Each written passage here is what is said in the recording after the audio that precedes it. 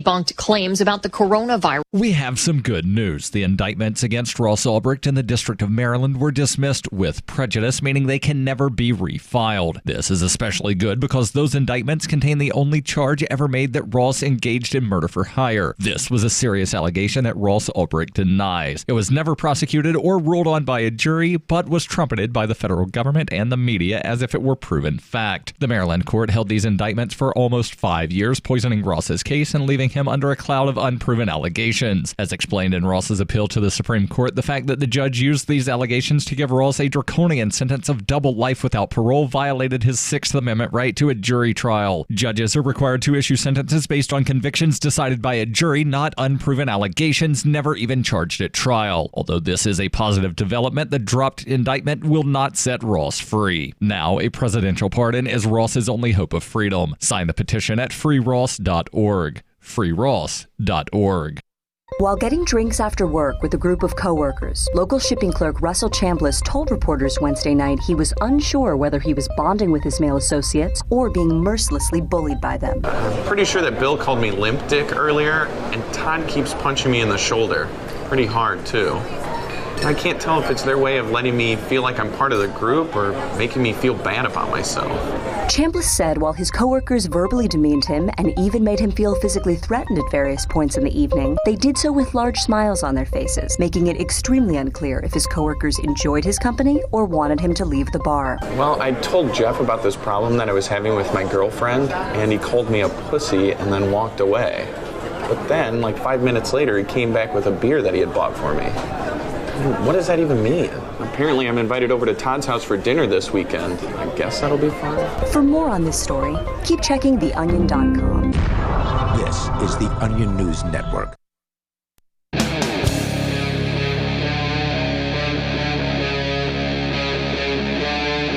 Free Talk Live.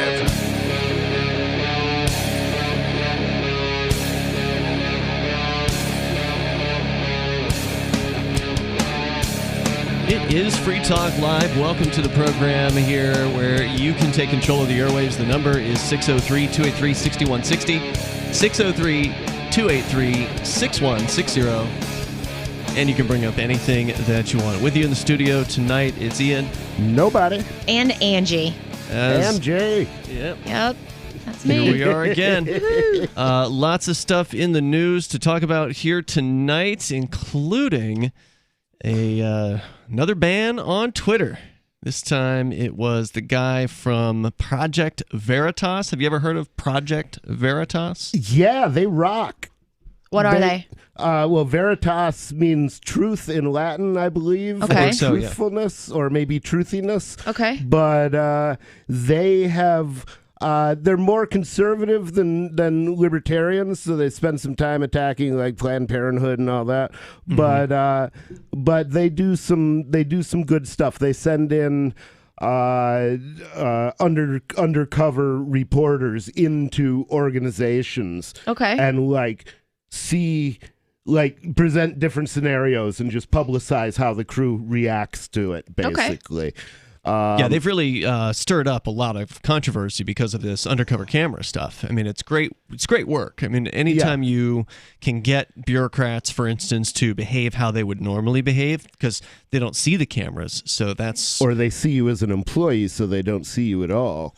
Yeah. Oh, that makes a lot of sense. So, you put these people in a position where they are treating you as they would normally treat you, because when you bring a video camera openly, they behave differently. Oh, of course. Right? Yeah. Like a cop is not going to act the same way if he sees you carrying a camera as he will if you're not. Right. Unfortunately... Every once in a while, they tell the truth off camera, and it's so fascinating to see that mask fall away for a moment.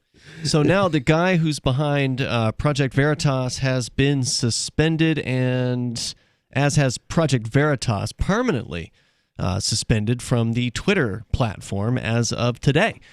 Well, come on over to social.freetalklive.com, guys, because we'd love to have you, and anybody can get your message. It's true, and in fact, that's, of course, where I was going to go with this. We actually had Footloose from Absolute Defiance and Skylar from the guy from Savage Truth 603. They both signed up today at social.freetalklive.com.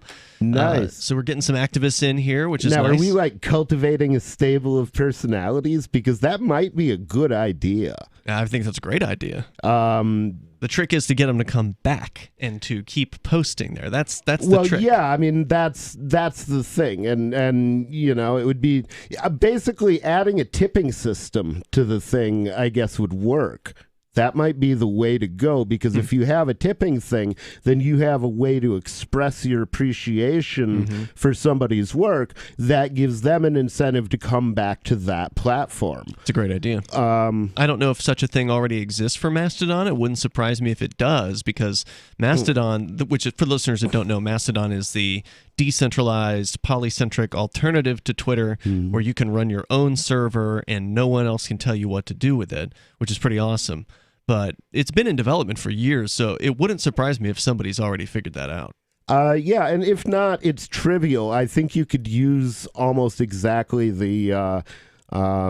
I mean, basically, you could take hold of a few things that the platform already has and just do it, because cryptocurrency does all the hard work for you. Right. You don't need to come up with a payment system. You just have to come up with a way for it to interface. Exactly, and that's I mean, that's done automatedly from stores, for example, online stores regularly. So it would just be taking those two pieces of software and marrying them, probably either an AnyPay product or BitPay or something like that. So interestingly, this story actually resulted from James O'Keefe, who is the founder of Project Veritas, being also locked out from his own account. The suspension stemmed, they say, from a video the group shared Wednesday featuring Facebook's Vice President of Integrity. They got the Vice President of Integrity on. That's like having the King of Garbage on.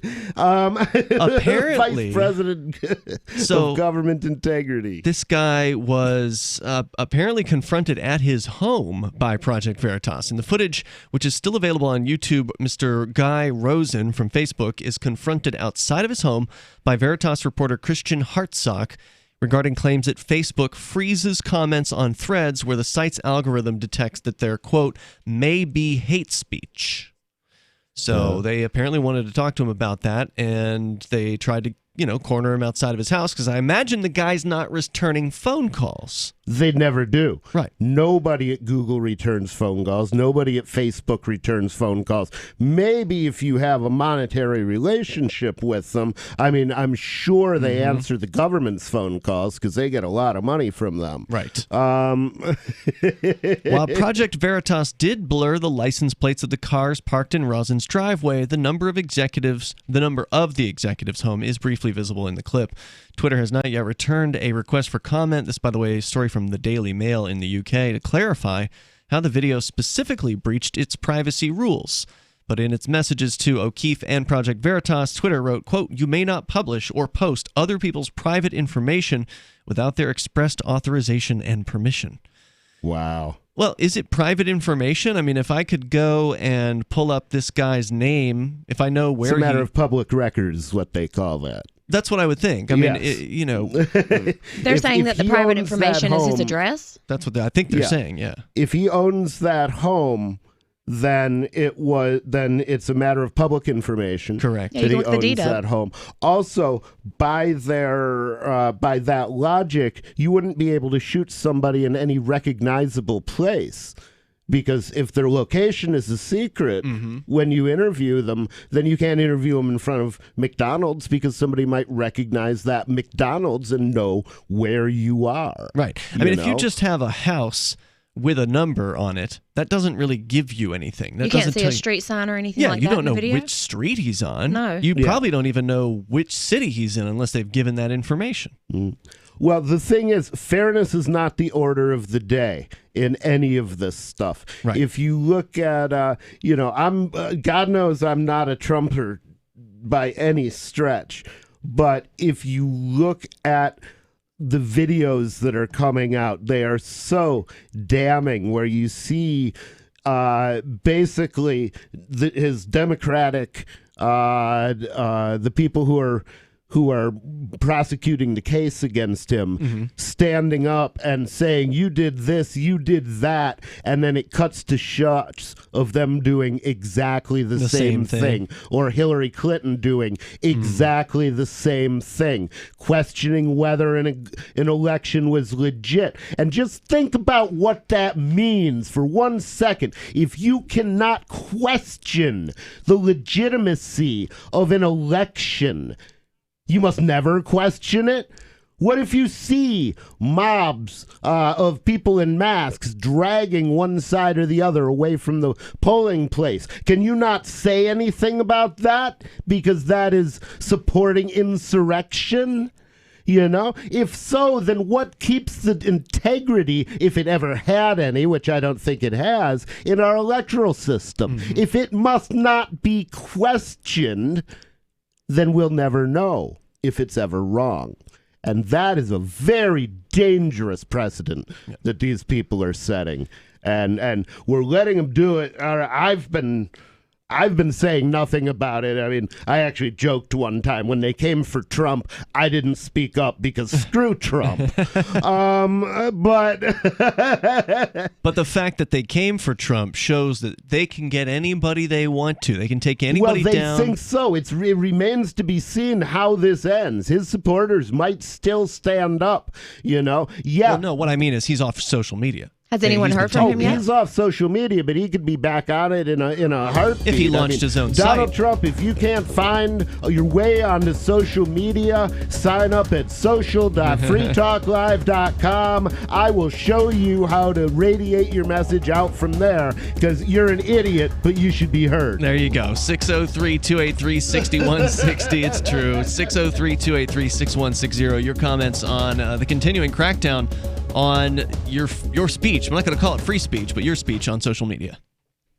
Divvy's been a pretty good investment for Free Talk Live. Their ad campaign started in September 2019, and from mid-March to mid-July, the values soared by 10 times. It's not too late. Divvy's new wallet hasn't even released yet, and other things are happening that I can't even say on the radio. If you want to invest and potentially do well, go to divvyproject.org. I can tell you that FTL is deepening its partnership with the guys from divvyproject.org. Past performance is not an indication of future profit. divvyproject.org. D-I-V-I project.org. Want to accept Bitcoin at your online store? There's a good chance you already have what you need: a WordPress using WooCommerce and a Bitcoin address. Now all you need to start taking Bitcoin payments on your website is the AnyPay app on your Android or iPhone. Just paste your Bitcoin address into AnyPay, then connect it to your website with our one-click plugin for WordPress. Now your website takes Bitcoin, start to finish in 15 minutes or less with no complicated steps. Download AnyPay from the App Store today.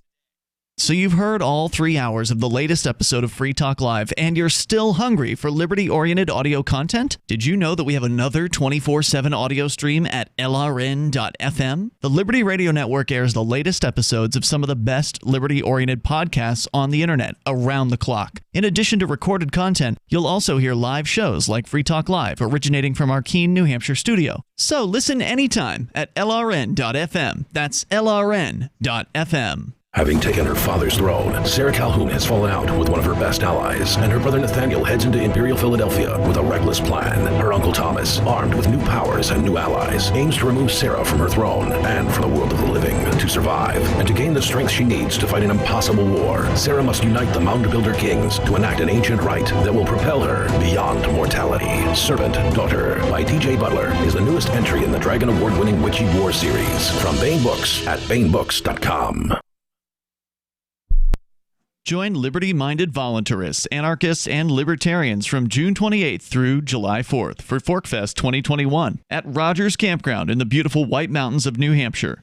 ForkFest happens the week after the Porcupine Freedom Festival, and ForkFest is decentralized, which means no one is in charge. That also means there's no ticket cost. Just reserve your camping, RV site, or motel room with Rogers Campground for June 28th through July 4th. Where better to celebrate Independence Day than around other freedom-loving activists in the Shire? You can relax and enjoy the camaraderie of like-minded people, or you can create whatever experience or event you'd like others to have. If you're planning an event for ForkFest, be sure to let others know in advance. You can connect with fellow ForkFesters via the unofficial Telegram chat or the ForkFest forum. Links to those are on the unofficial website, forkfest.party. Mark your calendar for June 28th through July 4th, 2021. We'll see you at forkfest.party. If you want to know the latest about Free Talk Live before we go on the air, all you need to decide is how you want it delivered. It's your choice. Visit news.freetalklive.com to receive our usually weekly news updates by email. Plus, we have a Twitter account at twitter.freetalklive.com, and you can follow us on the decentralized Mastodon platform at toot.freetalklive.com. So please follow us at toot.freetalklive.com and sign up for our emails at news.freetalklive.com. Look, I'm sorry, but you're in for a world of pain if you use Koinomi. The reason is their wallet doesn't support payments. The solution is simple. Let them hear your voice. Message Koinomi on Twitter, it takes 5 seconds, and tell them AnyPay sent you, because they're on the fence right now, and your voice will prove that people care about using Bitcoin for payments. Go tweet at Koinomi now. Or even better, leave a review in the App Store. They really pay attention there. Thanks. You can stick it to the man and big tech. Join our FTL social mastodon at social.freetalklive.com.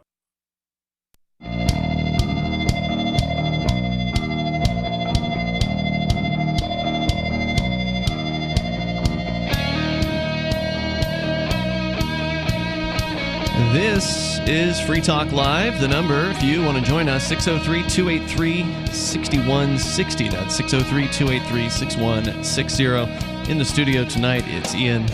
Nobody. And Angie. And I want to make sure you know about AnyPay. AnyPay 2.0 is out there now, and crypto payments are faster than they've ever been. If you ever tried AnyPay 1.0, it was pretty good. AnyPay 2.0 is way faster. And if you're using Edge Wallet, Handcash, Bitcoin.com's wallet, or Dash Wallet, then you'll have a smooth experience with AnyPay. But some wallets just aren't there yet, unfortunately, like Koinomi or Exodus Wallet. Two very fine wallets. Just they don't have what it takes to be compatible with AnyPay. They don't handle what they call the pay protocol. So we're asking for your help. If you're a user of Koinomi or Exodus, Relay X, or Bread Wallet, and you want these wallets to be better, you have to ask for it. It's a decentralized marketplace, so not everybody does the same thing all at once, so it helps if they hear from users like you. And the way that you can do that is to go to anypayinc.com/upgrade, anypayinc.com/upgrade. You'll get the instructions on what makes one wallet work and another one doesn't, and kind of give you a basic explanation, and then contact information for your favorite wallet programmers over at anypayinc.com/upgrade. We're talking about the latest takedown on social media, this time Twitter, banning Project Veritas from its platform, and possibly the founder of Project Veritas as well, James O'Keefe, saying that they didn't do a good enough job at protecting the private information, or what they're calling private information, of a Facebook quote-unquote vice president of integrity. Just imagine that. You let some of the Facebook execs' information go. What does Facebook do? It sells your information wholesale to the highest bidder at great and very profitably. Right. I might add. So basically, they're saying that if you do to them personally when they do it as a company, it's just a statistic. But when it happens to them, it's a tragedy, which is more or less what Stalin said about death. One death is a tragedy, but a million deaths is just a statistic. Yeah. So, and this guy's he's actually called the Vice President of Integrity, Guy Rosen, at his house. By the way, the next version of Cell 411 will have Facebook completely removed. Yeah. Except for being able to disconnect you from your Facebook account. Yeah, let's actually take a detour there in just a moment, because I did mention that toward the end of this week we would hopefully see a fixed version of Cell 411 available on the Android Google Play Store, and it has happened as of yesterday. I believe it was yesterday afternoon or evening sometime. The Google gods allowed the Cell 411 version that you sent over to it to be posted. So now you can download, if you're on the Android platform, you can download a version of Cell 411 that is actually going to work. The issue previously was that sometimes the alerts wouldn't come through. And with an app like Cell 411, that's a game stopper kind of showstopper kind of app where or bug that needed to be fixed. And you and your team, you took care of that, and it is working now. Yep, so. And a lot of thanks to the guys at Wisely Soft who have been great to work with through this. Indian guys, they program software. Yeah, and they are great guys, and they work for a quarter of the price of American programmers. Yeah, don't tell them that. I can't afford to pay more. But the thing is, they're great guys, and in that vein, let me do a quick infomercial here. Cop Block Technologies, I think I'm going to call it, is looking for people to build the next generation of communications and security apps. So if you're a programmer, especially if you're a software architect, because we're early in the process, drop a mail to software@invisiblehand.church, and it's going to be completely open source. Everybody will see everything in it. It's going to start with Cell 411 and build from there and basically rebuild these projects on top of a stable infrastructure that we can trust. I was talking with the founder of Cell 411 today, Virgil Viduva, and he said to me that he's actually been observing the chat, because we finally got him in the Telegram room, because we've got a Telegram chat for the programmers. Yeah, I add him to everything, but Virgil doesn't talk to me anymore. He doesn't talk, but he's there. He says, I've been watching the Telegram exchanges. He says, you guys are kicking around the same ideas I was having. I just didn't have time or resources to pursue them. I think you're on the right path. Good. So you've got the AOK from the founder. Good. I hoped I wasn't pissing in his Cheerios, because I respect the hell out of what he's done. Yeah. It's visually it hasn't changed at all, because it's one of the most beautiful apps in terms of just to look at. It's spectacular as apps go. I just look at it and I go, wow. So, I'm not an interface guy. I'm an AI guy, so I didn't mess with that at all. But, the most important thing is we've got to get the tentacles of big tech out of it. And what I will acknowledge is, if you're concerned about your security, for now, you do have to think twice about this app, but it's probably not worse than your Android is already. If your attacker is the government, everything on your Android they have. Yeah, that's a good point. So it's out right now at the Play Store. Apple didn't need this, but Apple didn't have this bug with their version of Cell 411, so we didn't have to fix that. Yeah, it does have the bug where when you sign up for Cell 411 for the first time, and this is important to stress, from an iOS system, it's going to get you're going to get a message saying that phone verification failed. Okay? And at that point, just wait, because we've got little monkeys running around in the database, and they will flip that bit in your profile, and you will then be able to use the system. And we apologize for the inconvenience or confusion that may cause. We've got guys on it. It's going to be done. They assure me real soon. Now, sadly, in the software business, that doesn't mean anything. But they seem pretty good at doing things, though. They're good guys, and so far, they've been delivering. They've been getting deliverables to me in on the better side of the of what I estimated it might take. That's good. They're coming in. They're meeting they're expectations. exceeding my expectations. That's good. So I'd say that things are working pretty good. I'm glad to see that happening. Glad to see development continuing with Cell 411. We even got a really nice offer today from the new head of Talk Media Network, which is the radio network that we're just moving over to this week. And he wants to run advertisements to promote Cell 411 on the weekends on the other shows on the network, which is really cool. Oh, I love it. So we got to cook up some ads. I love it. Yeah, we got to cook up some ads. Need videographers, need script writers, comedy writers. 603-283-6160. People who can make me look attractive. 603-283-6160. This is Free Talk Live. In a survey, nearly 100% of boys ages 12 to 15 report that they have sex all the time and are definitely not virgins. Teens say they've gone all the way on numerous occasions, including vaginal sex, oral sex, and regular sex orgies. Previous studies suggested that most boys lose their virginity at 16 or 17. But when we gathered 13-year-olds in a room and asked them if they'd had sex, they not only said yes, but they also were clear that sex was no big deal for them, that they weren't nervous before having it, and that when they do have sex, they do it for hours at a time. And you discovered that these young teenagers have sex with nearly every attractive woman they know, including their babysitters, teachers, and even Hollywood celebrities. 10% of boys in junior high school say they received a blowjob from Katy Perry while they were on vacation in Los Angeles. And what about teenage girls? Did your study find out anything new about their sexual habits? We didn't talk to any teenage girls. The boys we surveyed told us not to because they'd probably just lie and deny it. This is the Onion News Network. Uncovering the secrets and exposing the lies. That's what the readers of freedomsphoenix.com get every day. freedomsphoenix.com, constantly providing the information, the real news about government policies, and the real relationship we all have with the coercive government. The real condition of the economy, innovations in technology, breakthroughs in energy, health, and computer science. Learn the truth well before it's admitted to in the lamestream media.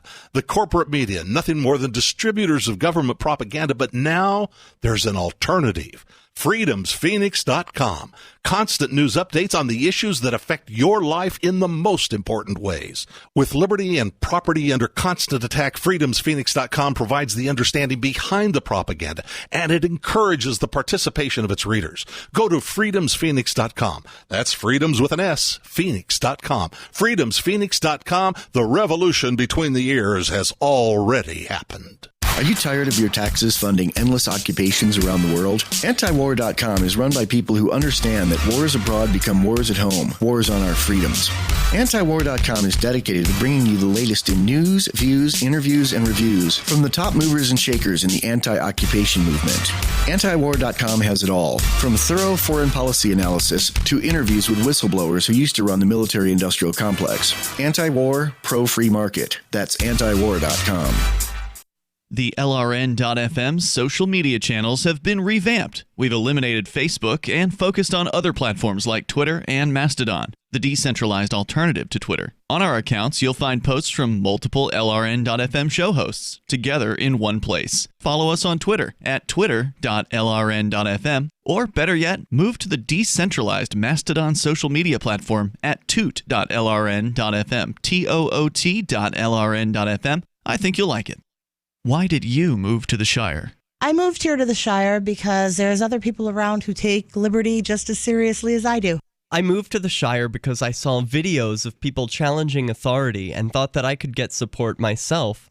It called to me, like, do this, right now. I wanted to be around people like me who got it, and once I got here, I knew there was nowhere else that I wanted to be. I've always wanted to change the world, so I moved to the Shire to join people who were actually working towards doing the same thing.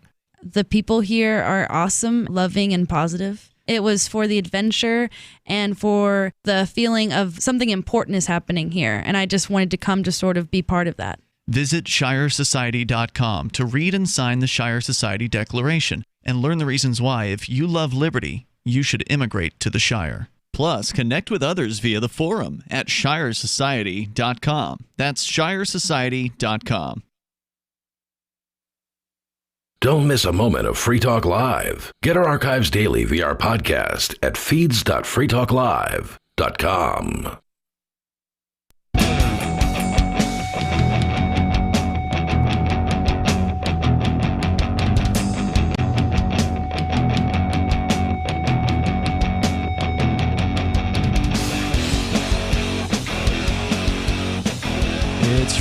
Talk Live, and you may join us here. The number is 603-283-6160 if you want to bring up whatever's on your mind.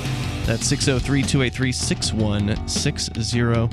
Also want to say thanks to PorcupineRealEstate.com and Mark Warden for being a Free Talk Live Gold amplifier. That means that Mark and PorcupineRealEstate.com are contributing $10 a month to the AMP program, and that means that he's helping us advertise, market, and promote Free Talk Live, helping us get on more radio stations around the country, bring new internet listeners on board, and expose new people to the ideas of freedom. So if you value what we do here and it's worth $5 a month to you, you can sign up as a silver amplifier. Again, Mark's doing gold, but you can sign up as a silver amplifier over at amp.freetalklive.com using your credit card, debit card, PayPal, or Bitcoin BTC. So thank you, Mark and PorcupineRealEstate.com for supporting us here. That's amp.freetalklive.com. I got to look back and see if that BTC transaction is cleared. Oh, yeah. I got a donation. I won't name the donor, but I got a donation of 1/10 of a Bitcoin at GotBlock.app, and thank you so much for that to Mr. Donor, whoever you are. And but that was last night. Yeah, it was last night, and it was sent with a $5 fee, which is not small. It's a very, that's a chunk of change for flipping a bit in a database, And last I looked, which was 12 hours later, it had not arrived. So it's on the slow boat.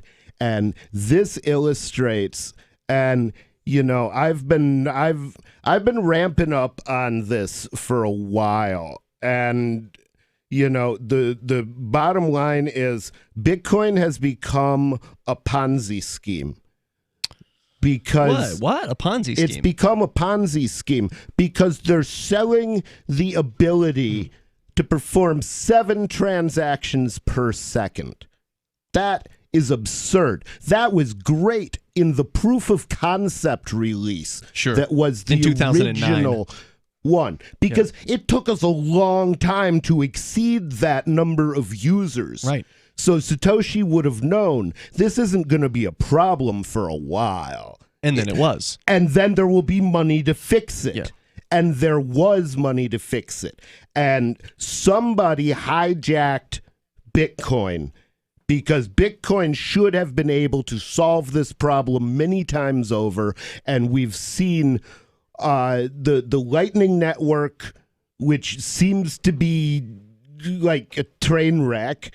It's still 18 months away every time you check on it. There's things it would be good for. Don't get me wrong. If I was running an exchange, I would run it as a Lightning Network. And a Lightning Network without any, I can't explain the technology, but it's something that the Bitcoin programmers are supposedly working on to make things better. I can explain the technology. It's not that complex. Basically, everybody throws their Bitcoin in the same bag, and whatever happens on the other side of the lightning wall is it's kept, the owner of that bag keeps track of it. Right, but that's centralizing the Bitcoin. Exactly. And then he's responsible for the bookkeeping. So that open public ledger, it's no longer an open public ledger. It's a ledger run by some guy. This seems to be really problematic. It's not decentralized. It's federated. Yeah. Okay. It's a step in the wrong direction. Yeah, I agree. Okay. SegWit addresses is another technology that Bitcoin has implemented and hasn't done really jack diddly to reduce fees. It bought some time. I think it did reduce the amount of space that each transaction takes up, but still, if the value of your currency keeps growing, it's not worth $40,000 to send 7 transactions a second. Right now, it actually hit a record high again today. Bitcoin record high over $48,000 today.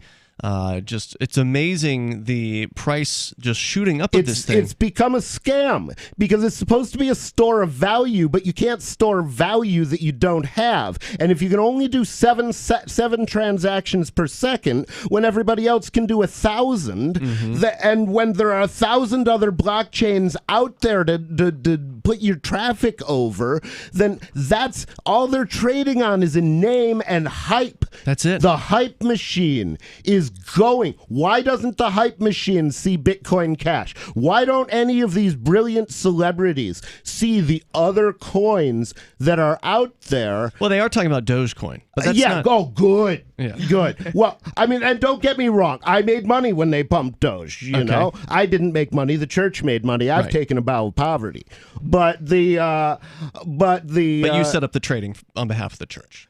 Yes. I am the trader. So in my function as lowly employee of the church, I did make a bunch of money, but I made it for them. Right. But the thing is, there's nothing technically new about Dogecoin. No. You know, it's not remarkable in any way except that it was a good joke. Bitcoin SV has good things about it, but the developers just need to do what Satoshi would have done and fork it to get the stink of that Wright character off it. Just fork it. Let him Craig have Wright, that the guy fork, and let him be the only one on that. I'm trying fork. to answer all of your questions, Angie, before you're asking them. I love having her here because it's perfect. And I want to know about Dogecoin. I can say it. She can not know what I mean. Just because I was told that it started as a scam. Can you explain that to me? No, I don't think it was a No, scam. it started as a joke. Can you explain how that happened? Well, basically, have you seen the picture of the dog? Yes. That's some funny crap. That's all. That's it. They named it after the now Doge. you get it. Okay, so for listeners that don't know, the dog that you're referencing is a Shiba Inu, and it has, it's been one of these not Bitcoin. I don't think it was related to Bitcoin initially. It was just a meme. It was one of the various different meme images on the internet, and this dog is referred to as Doge, D-O-G-E. And because misspelling is funny. Yeah, and it was just this cute, silly photo of this dog that somebody said, "Hey, let's make a coin and call it Dogecoin." And the dog looks like he's laughing at you. He really does. I know. I've look seen like, him. Okay. Yeah. So they put his face on, like an image of a coin or whatever, and I think that didn't the Dogecoin guys buy like a race car sponsorship at one point or something like that? Could be. They've actually done amazingly well, and they kind of prove my point that when the blockchain space is becoming commodified, you don't have to do anything special to have some value. Right. But you would have to do a lot special to be worth $40,000 a coin. Well, I mean, even Dogecoin... I'm not saying that Bitcoin is completely broken. It's mostly broken, mostly because it's overused. Yeah, it's super slow. And, we need to get the 999% of that traffic off of the one road that can't carry it and onto the 999 roads that can. Well, considering Dogecoin really was just a joke, it had actually broken into the top 10 of cryptocurrencies this week. Right now, it's sitting at number 12, ranked by market cap, and it's right below Bitcoin Cash. Bitcoin Cash, number 11. Bitcoin Cash is back above it, though, because it was above Bitcoin Cash for a little bit. It was for a little bit, and so they're sort of neck and neck right now. Yeah. You can go to CoinGecko.com to see that. We got time for you if you want to join us here. Another thing, since we're explaining things tonight, another thing that people might not know is Dogecoin is much cheaper than Bitcoin Cash. Yes. But its market cap is almost the same size because there are a great many Doge out there. Yeah, there apparently are 128 billion and change Doge right now. And there's no limit to the number of Doge that can be created, unlike Bitcoin.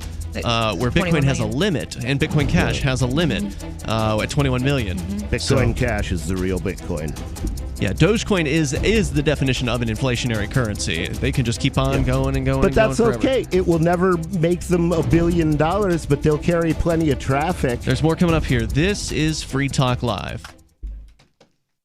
I'm grateful to have heard from some of our satellite listeners recently. I appreciate knowing that people are out there who like what we do and are willing to support it financially. LRN.FM's free-to-air satellite feeds blanket most of 2 continents. It was my goal to put our channel there so people without internet could receive our programs and feed pirate radio stations. We started a fundraiser on Patreon a few years ago to back the satellite channels. I recently announced that I was considering canceling the feeds, and donations increased from 15 to 20% of our costs, which are around $1,000 per month. That's a good start, and to incentivize more contributions, the Shire Free Church will be matching every dollar. Can we reach $500 per month? With your help, we can. You can join our satellite fundraiser for just $2 a month at fund.lrn.fm. If we raise enough to keep both of the channels on the air, awesome. If we raise more, I'll add more channels. If not, we can shut them down and go internet only. It's up to you. Thank you for your support. fund.lrn.fm. Bitcoin.com has launched a trading platform at local.bitcoin.com, allowing you to buy or sell Bitcoin Cash via dozens of payment methods like PayPal, Venmo, bank deposit, remittances, or meeting in person with cash. There are no ID requirements to sign up for and use the site, and all communications between buyers and sellers are encrypted. Finally, a global trading platform that respects your privacy. Visit local.bitcoin.com to get started trading Bitcoin Cash. local.bitcoin.com. There are lots of ways to listen to Free Talk Live. Our podcast has been around since podcasts began, and now the FTL feed is loaded with content besides our full show archives. Did you know that we make it easy for you to customize your podcast subscriptions? We have different feeds, one that includes only our full shows, one with just the Daily Digest, and our main feed that includes everything. You decide what you listen to. It's quick and easy to customize your feeds at feeds.freetalklive.com. That's feeds.freetalklive.com. So the protection of life, liberty, and property is what the Free State Project is all about. But it's an effort to move 20,000 people who understand. It's about demonstrating to the entire country that, yeah, we can have a free market, a truly free market. Making it just a freer, great place to live. It's the world's largest voluntarist libertarian community, and it's only getting bigger. That's amazing, to be able to move to a place where other people passionately believe in being free and independent. What the Free State Project is managing to do, though, is to put their money where their mouth is. Physically getting up across the country and saying, let's go someplace and let's demonstrate the power of these ideas. There's a lot of kind of philosophy that surrounds liberty. There's a lot of thinking about it and talking about it. But here in New Hampshire, people are doing it. 101 Reasons Liberty Lives in New Hampshire, a documentary by Free State Project early movers. Watch it free at 101reasonsfilm.com. 101reasonsfilm.com. What if you want to hear the latest episode of Free Talk Live, but all you have is your phone, you forgot to download our archive, and you have no data connection? You can call our Listen line at 641-793-0191. That's a long-distance number, so you may incur charges. If not, listen as long as you want. 641-793-0191. The Free Talk Live Listen line, 641-793-0191. I'm a little obsessed with My Magic Mud. Several years ago, I met Jessica Armand, the founder and CEO of My Magic Mud, and I didn't even know my teeth were coffee stained. A week's worth of use convinced me, and now I use it every 3 or 4 days. It's clinically proven to whiten teeth, and I think it cleans better, too. My Magic Mud's available at most local health food stores, Sprouts, Natural Grocers, CVS, Walmart's Natural Beauty Aisle, but I can get it for you for 20% off with coupon code FTL20 at mymagicmud.com. FTL20 mymagicmud.com. We're still not sure why you'd want to watch, but our video feed is streaming nightly for free at cam.freetalklive.com.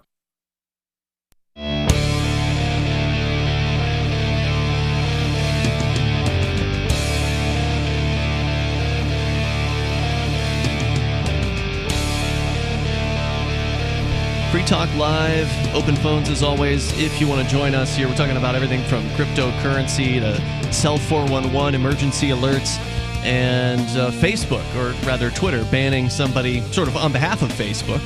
Somebody cornered a Facebook executive outside his home, the guy from, or one of the guys from Project Veritas, and now they've been taken down from Twitter as a result of that. So if you want to comment on any of those things or bring something else up entirely, you're welcome to do that. Our number here is 603-283-6160. In the studio tonight, it's Ian. And nobody. And Angie. So we've been discussing, as I said, cryptocurrency was the last topic. And in fact, I actually had some Bitcoin-related news here tonight. All the big boys are now jumping on board with Bitcoin. Isn't that interesting that's Finally. what they're announcing? Yeah. Wouldn't it be interesting? See, that's one of the reasons that I think that's being pumped and dumped right now. Really? Yeah. I mean, well, I predicted it was like 2014. I said on the air that one of the techniques that the Federal Reserve would use against Bitcoin is pumping and dumping it to make it look unstable. And that if we knew that was coming, we could drain the energy out of that attack by basically keeping a balance between what we have in crypto and what we have in dollars, and holding enough dollars when crypto is going up to basically buy twice as much if and when it falls. Because the tricky part is you don't know when it's going to fall. Like, how high are they going to push it up this time? We have no idea. You don't know that. And so what I do is I keep my or for the church, this is the church's trading strategy. This is the way of the hand at the moment. Basically, I have it set up so that I have 5 bags. I have a bag of Bitcoin BTC. I have a bag of BCH, ETH, several other coins. Mostly the big boys, Litecoin, I think, and maybe one other. Definitely one other. I can't remember what it's in now. But anyway, so on a daily basis, I average my holdings across all of those bags. So whatever is spiking at the moment flows out into other coins. And then when it craters later, I buy more of it back than I held before the spike. And you're automating this, right? This is an automated process. It's something like a computer program does it, but I sit there and watch the program run and make sure it gets it right, and I'm always hacking on it. So this is what it does at the moment. That's cool. But basically the idea is if the market is too volatile, okay, then what you want to do is you want to create pools of liquidity. Okay. And basically what you do is you turn volatility into profit by just putting liquidity there and letting it spread out. So let me give you some news here that's worthy of pointing out that things are starting to change as far as how these big bankers and big money companies, old money companies are talking about Bitcoin and only Bitcoin. Yes, correct. And now we'll get into some. There's something that may involve more than Bitcoin here in just a moment. But ETH? I'm not going to say. I don't know yet. But what we've seen over recent weeks, I would say, it's not even, maybe recent months, nothing sooner than like the end of 2020 was when PayPal came on. And it was like once PayPal opened up. I was so happy to see them. Are you being facetious? Yes, I am. PayPal has been lackluster in its feature set that they've launched when it comes to purchasing Bitcoin. The number one feature that they need to have that they don't is the ability to actually withdraw the Bitcoin. So you can quote unquote buy Bitcoin on PayPal, but you can't actually withdraw it from PayPal. It just stays in your PayPal account? It stays in the PayPal account. And so there's no way to really prove that you actually have Bitcoin because you just have to take their word for it. So it may be fake Bitcoin. You can sell it back to PayPal at whatever price they specify. That's right. They're a monopoly, and when you buy it, they're a monopsopy, which is a sole seller. Oh, okay. Monopsopy is sole buyer. Monopoly is sole seller. Oh, okay. I did not know that. Yeah. You have to buy at the price they want. If they change their price to a penny per Bitcoin, guess what? Nothing you can do about it. You sell out at a penny or hold a penny in assets, whatever you want. Now, the odds are they're not going to go that far with it, but yes, you're right. The odds are they can do what they want. The odds are they will screw you slowly and gently. Yeah. So probably that you come put a back fee. for another one. Yeah. But you're still getting screwed. Yeah, they're going to hit you likely with a fee later on if they want to. But anyway, the fact that PayPal came on board did push the price of Bitcoin up, or it seemed to coincide with the price of Bitcoin going up, and it did seem to get the attention of some other major players. We reported recently that Visa is now planning on integrating cryptocurrencies somehow and allowing their merchants to receive Bitcoin. It's not real clear what that's going to mean, but they have put out an announcement, and sure enough, their competitor, MasterCard, according to Coindesk.com, is now planning to give merchants the option to receive payments in cryptocurrency later this year. Now, that says in cryptocurrency. That's right. Are they going with something non-Bitcoin? It's not clear yet. Okay. But according to... Because that would mean something. My prediction is that the big banks are all going to jump on either BTC or ETH. Neither of which would be a good choice for settling payments. Terrible. Why would ETH not be a good choice? The fees are about as bad as Bitcoin, sometimes worse. Okay. There's nothing wrong with the ETH blockchain. And that stands for Ethereum, by the way. It's just that there need to be 10 of them so they can run all the programs that people need run. Okay. But because there's only one ETH blockchain, it's always jam-packed with programs.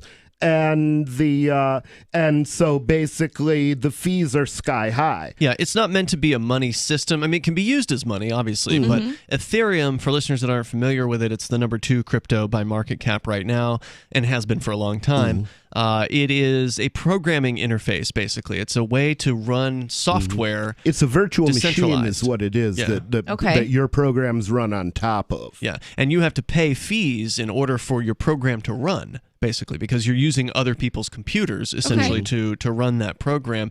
And so that has resulted in... But you can have programs running that nobody knows who wrote them.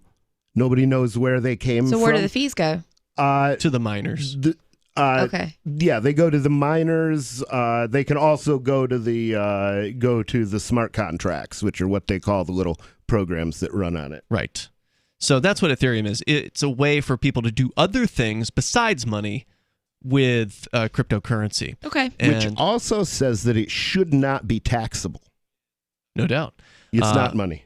So anyway, MasterCard is looking to give merchants the option later this year to receive payments in cryptocurrency. According to a source familiar with the matter, the functionality will see MasterCard customers' digital currency payments settled in crypto at participating merchants, a first for the financial giant.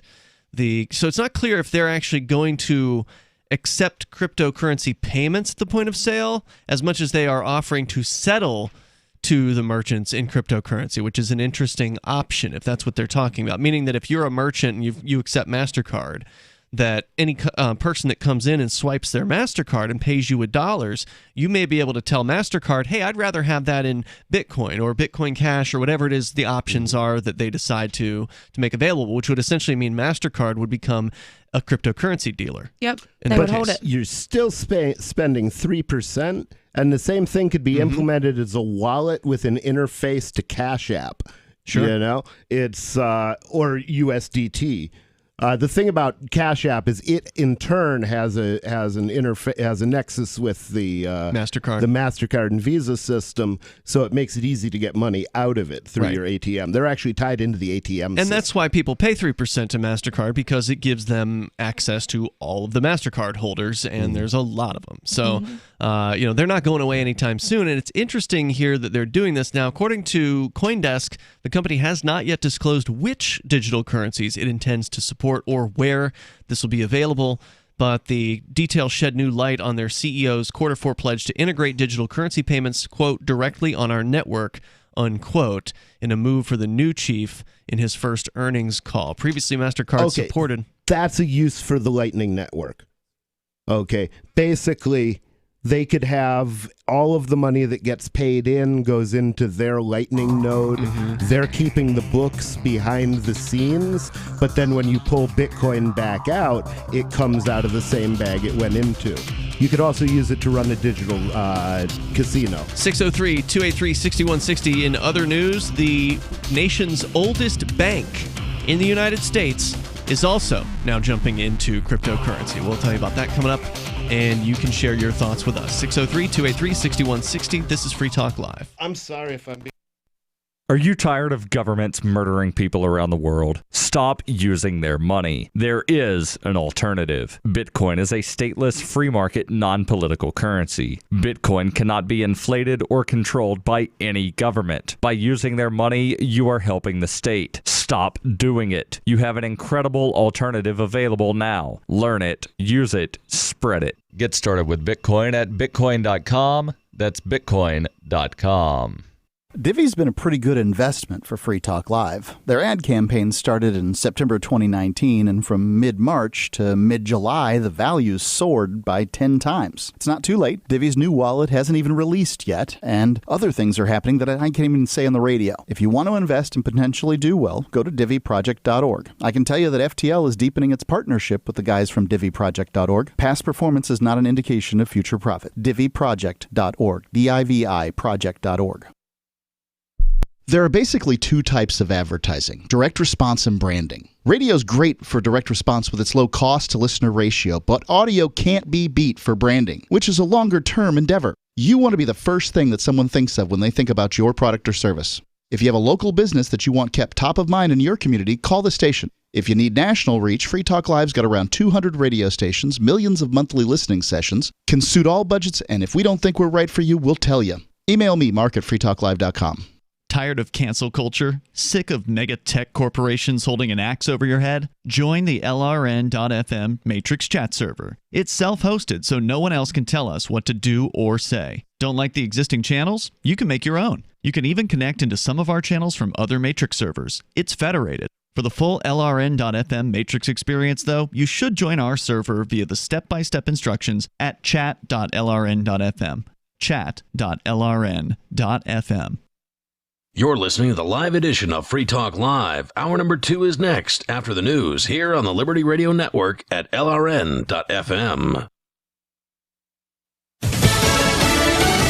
Day 3 of the Senate impeachment trial. I'm Mary Corsetti, Fox News. House Democrats made the argument that the rioters who stormed the U.S. Capitol were doing so at the president's urging. Lead impeachment manager Jamie Raskin concluded the House Democrats' presentation by telling senators to apply common sense to the facts presented. Why did President Trump do nothing to stop the attack for at least 2 hours after the attack began? Democrats argued rioters breached the Capitol, believing they were acting on the president's orders with slogans like "Stop the Steal" and "Fight like hell." Trump's legal team begins presenting its case Friday, expected to challenge the constitutionality of a trial of a former official, in arguing the House drew no link between the rioters and the former president. On Capitol Hill, Jared Halpern, Fox News. Also new today, President Biden confirming that more vaccines are on the way. The president is moving toward his 100-day goal with more vaccine in hand. During a tour of the National Institutes of Health, President Biden says the conversation is shifting from an uncertain stockpile and an ambitious promise. 100 million shots in people's arms. Everybody said, you can't do that. It's amazing. Now I'm getting, why can't you get more? Now we're getting a lot more. The president announcing 100 million more doses of both the Pfizer and Moderna vaccines and the faster delivery of even more by May. Fox's Grenal Scott. And another day of choppy trading on Wall Street left major U.S. stocks nearly flat today, even as the S&P 500 and NASDAQ hit all-time highs. The S&P rose 0.2%, NASDAQ gaining 0.4%, while the Dow slipped 7 points. Technology stocks led the gainers. Dating app Bumble soared on its first day as a publicly traded company. America is listening to Fox News. If you're using anything other than Indeed for your hiring, you are wasting your time. Hire great people faster with Indeed. Only pay for results and get back time in your schedule. Indeed.com helps you find quality candidates instantly with Indeed Instant Match. Indeed searches through the millions of resumes in their database to help show you great candidates instantly. Get started right now with a free $75 credit to upgrade your job post at Indeed.com/Fox. Indeed.com/Fox. Offer valid through March 31st. Terms and conditions apply. Brutal winter weather from the west coast through the south, creating dangerously frigid and treacherous conditions. The stretch of snowy weather is expected to last for several days, with COVID-19 vaccination plans being postponed from Oregon to Oklahoma. Plus, the fallout continues after a professional sports team declined to play the national anthem before walking that decision back. Mark Cuban says he wasn't trying to cancel the national anthem when he decided it wouldn't be played at last night's Mavericks game in Dallas. But others aren't so quick to give him a pass, even upon further explanation. Regardless of his intent, the NBA pushed back, and it was played before tip-off. In defense of his initial decision, Cuban says in conversations he had with the community, he felt that the national anthem didn't represent everyone. This represents a larger phenomenon. Should businesses, CEOs, athletic franchises, or anyone else catering to all of America start making political statements? Some surveys have shown that the messaging resonates with millennials, for example, but it doesn't seem to sit as well with baby boomers. Jackie DeAngelis, Fox News. Meanwhile, a fan favorite comedy is ending. Brooklyn Nine-Nine is ending for the second time. NBC announced the comedy starring Andy Samberg, Andre Braugher, and Terry Crews will end after the upcoming season 8. The show, which is set in a Brooklyn police precinct, was canceled first when it was at Fox after 5 seasons. It was then picked. Are you about to meet the media? If you're about to be interviewed, do their homework for them.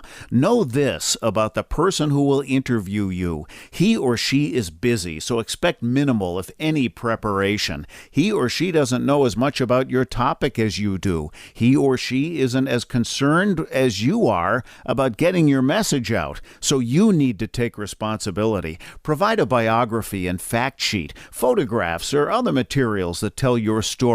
Reporters won't be put off if you supply frequently asked questions. Remember, Public Speaking 101, at the end of the speech, what's the one thing you want them to remember?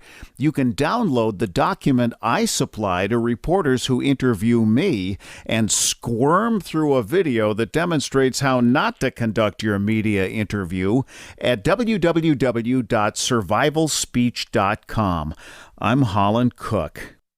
A harrowing situation on Broad Street came to its conclusion Thursday night as a group of hostages were freed from local comedy club The Laugh Up Lounge after a tense 7-minute stand-up set. Every once in a while, he'd grab his notebook, and I'd think maybe this is it. Maybe he's gonna let us go. But he just kept talking. Additionally, The Onion recovered this video footage from the cell phone of one of the many captives. Hey, sir, what do you do for work? If someone sees this, help us. Please help us. Micromanagement. You guys are totally gonna wang it out. Oh my god.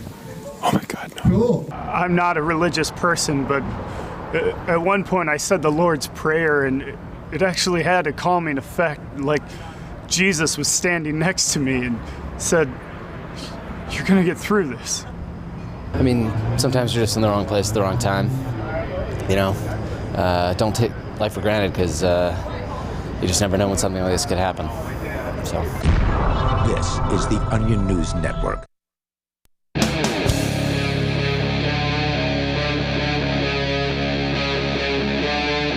Free Talk Live.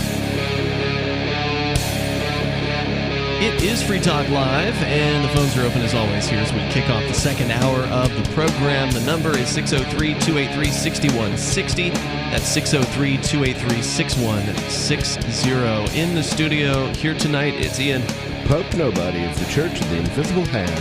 And Angie. Indeed. So, again, 603-283-6160. We've been talking about things related to Bitcoin, but that's not the only thing we can talk about here on Free Talk Live. It's just that we can talk about COVID, too. Yeah. I do have something related to COVID. I knew you would. But I'd really, it's you like never the least disappoint important. Me. Here's the headline for you. At UC Berkeley, they are now banning outdoor exercise. So, Good Lord. Due to COVID. Oh my God! See, the veins in my legs are collapsing because I've been spending so much time sitting in that damn chair. I got no muscle tone left in my buns. Yeah, no good. It's crazy. Now they're telling people how many of us do they want to kill? Well, you're not on the UC Berkeley campus, so you don't have to worry about it. But it's just an example of how insane. They're people. Yeah, how There's insane people this there. is going. I would like to encourage them to leave, if they're allowed to even leave at this point. Don't let your campus. schooling interfere with your education, boys and girls. Get out there. Get on the internet. Everything you want to know is there. So we're going to go to your phone calls and thoughts here, but some of the big news is that MasterCard now announcing that businesses later this year that accept MasterCard will somehow be able to accept cryptocurrency. Not real sure exactly what that's going to look like, but that's what they're talking about. Also, America's oldest bank now getting into crypto as well. Let's talk first, though, to David in New Mexico. You're on Free Talk Live. Go ahead, David.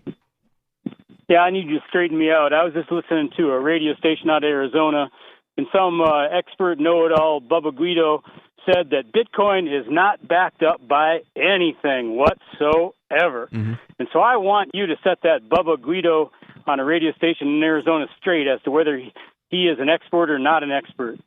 Well, what's a Bubba Guido? Is that like a redneck that's just Mexican? A slur. It's just a slur. Let it go. Redneck Italian? The bottom line is Bitcoin is backed up by exactly one thing. Bitcoin is backed up by its ability to process transactions. What you actually spend Satoshis on is sending transactions. So that is where the value of Bitcoin comes from. Satoshi is the smallest unit of a Bitcoin. It is, what is it, 1/1,000,000th or something like that of a Bitcoin? Here comes my shipment from Mr. Dictionary. Yes. Well, you got to understand, there's people out there listening that I know. don't I know love that you do it because I always don't do that. About. I'm sorry. What was the question? Is a Satoshi, is it 1/1,000,000th of a Bitcoin? I believe it's 1/100,000,000th. Okay, yeah. I think it's 10 to the 8th. Yeah, there's a lot of zeros there. It's the smallest unit of accounting for the Bitcoin. Yeah, so these things, when people say, a Bitcoin costs $40,000, well, BTC shouldn't because BTC sucks, but it does. 48,000 right now. Yeah, but you don't have to buy a whole Bitcoin. You can send a tiny fraction of a Bitcoin, 1/100,000,000th. Yeah, so basically, right. David, the answer is the Bitcoin is backed up by the strength of the Bitcoin network, which is a decentralized, distributed network with thousands of nodes all around the planet. And they, even though it's slow, they do provide, and expensive, they do provide reliable, mostly, transactions, meaning that if you send the Bitcoin, it likely will get to where it's supposed to go. And the only reason I say likely these days is because if you send too small of a fee, it may literally sit for weeks and weeks and weeks. So you don't want to... I'll keep you posted daily on my donation coming in, my 10th of a Bitcoin. Well, we checked it during one of the earlier breaks, like within the last hour, and it still hasn't confirmed. Oh, I figured it wouldn't have. I'm curious to see how long it takes. But that's what it's, why it's valuable is because it'll get your payments to where it's supposed to go over eventually. The entire planet.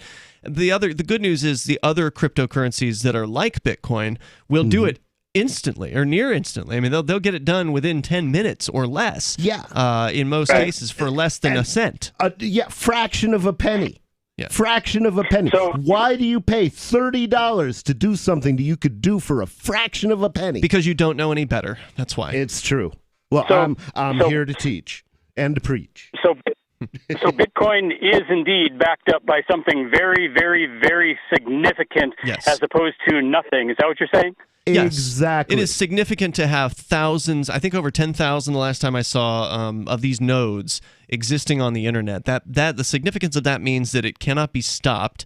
It cannot be taken down by any of the world's governments. So there's some real protection. There's some real security in using it. And it's also secured by cryptography as well. So it's very, very secured by good math. So it's basically unhackable and unstoppable. But good. Well, that's exactly what I would have told Bubba Guida if he would listen to me. But since he wouldn't listen to me, I thought maybe he would listen to you in Arizona. All right, David. Thank you got something for the call. Against Italians, bro? I don't know, man. Thanks for the call. I think I'm part Italian. I'm a mutt. 603-283-6160 is our number. And again, MasterCard now announcing that they are going to be allowing businesses, merchants, to accept cryptocurrency. It sounds like they may be settling transactions in cryptocurrency, which will be interesting. I'm guessing that what they're going to do is to liquidate the cryptocurrency for you, send dollars to the merchants, and keep the Bitcoin for themselves. Well, I don't know, it's a cheap because way to buy into that market. As CoinDesk points out here, they've supported previously limited cryptocurrency transactions through its crypto card partners WireX and Uphold.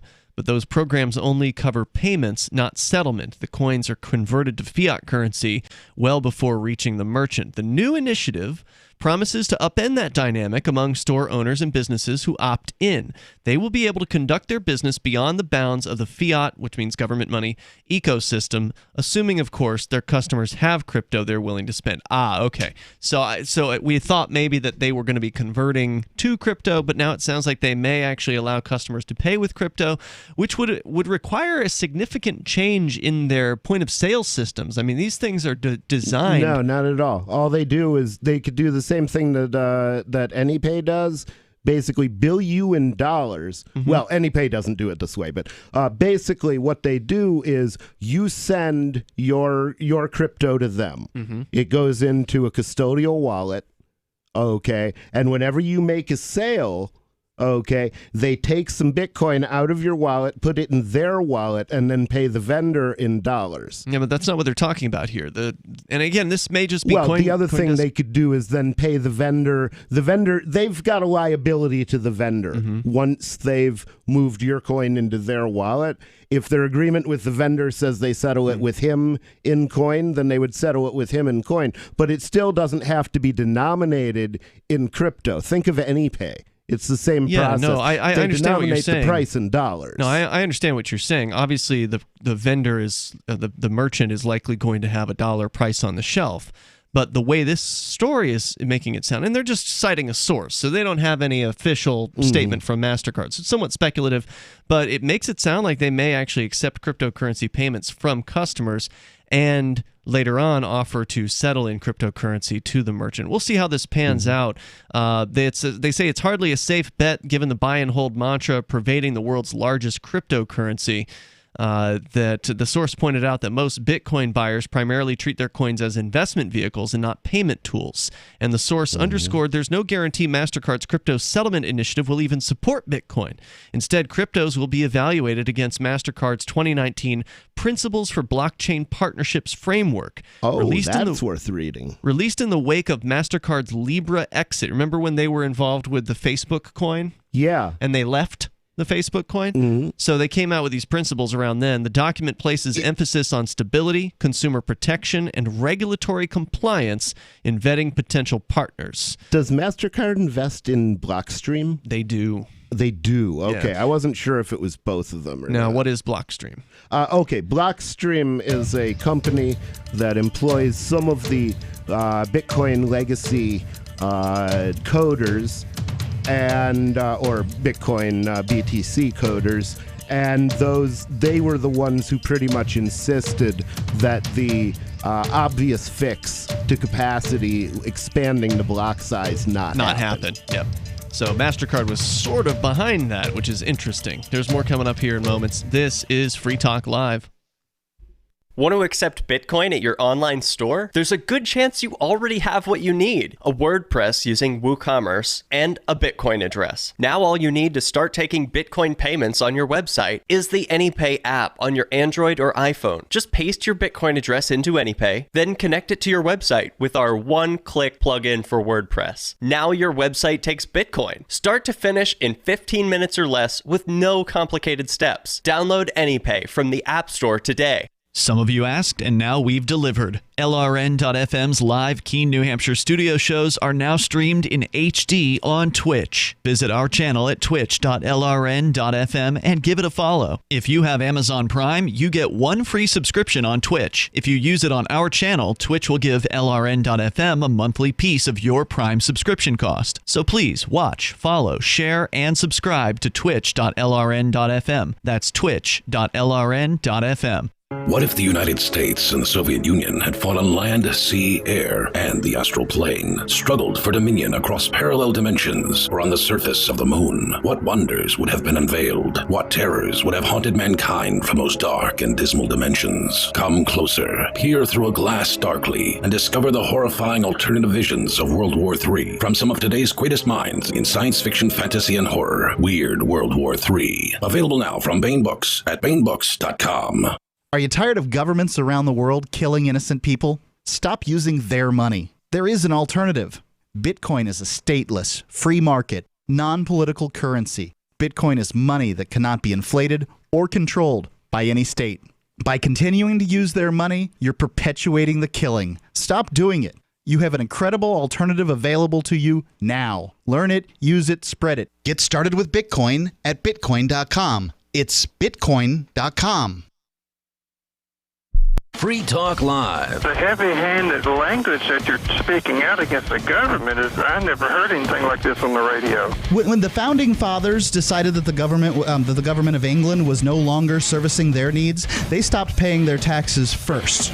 Don't you drive on the roads? Aren't you glad you're defended from the foreigners? Sir, they stole this man's property. The foreigners are coming to get me. They stole these. These aren't foreigners I need to be defended from. It's these people down the street calling themselves government that are willing to steal my property from me and burn my house to the ground, which is what they did to this man. It's not yours. The government owns it. Really? Are you telling me, sir, that every one of us are actually serfs? We're actually subjects and slaves to the state? Is that what you're telling me? Well, if it sounds good to you... No, that doesn't sound good. I don't accept it. I'm a free man. Free Talk Live, 7 nights a week from 7 to 10 Eastern, live on the Liberty Radio Network at LRN.FM. So you've heard all 3 hours of the latest episode of Free Talk Live, and you're still hungry for liberty-oriented audio content? Did you know that we have another 24/7 audio stream at LRN.FM? The Liberty Radio Network airs the latest episodes of some of the best liberty-oriented podcasts on the internet around the clock. In addition to recorded content, you'll also hear live shows like Free Talk Live, originating from our Keene, New Hampshire studio. So listen anytime at LRN.FM. That's LRN.FM. Looking for a great real estate investment? Consider New Hampshire, which is ground zero for the Liberty Movement. Your first call should be to Mark Worden from Porcupine Real Estate. He's more than just a real estate agent. He's your New Hampshire concierge. Where are the best places to live? Do you want farm, city, the burbs, or forest? Do you want a duplex or multifamily building so that renters pay your mortgage? There are homes in all price ranges in New Hampshire, and Mark can help with financing too. Invest in liberty and property. Mark Worden can help. PorcupineRealEstate.com. Yep, we still do email. Drop your email address in the entry box at freetalklive.com, and you'll be kept in the loop with Free Talk Live.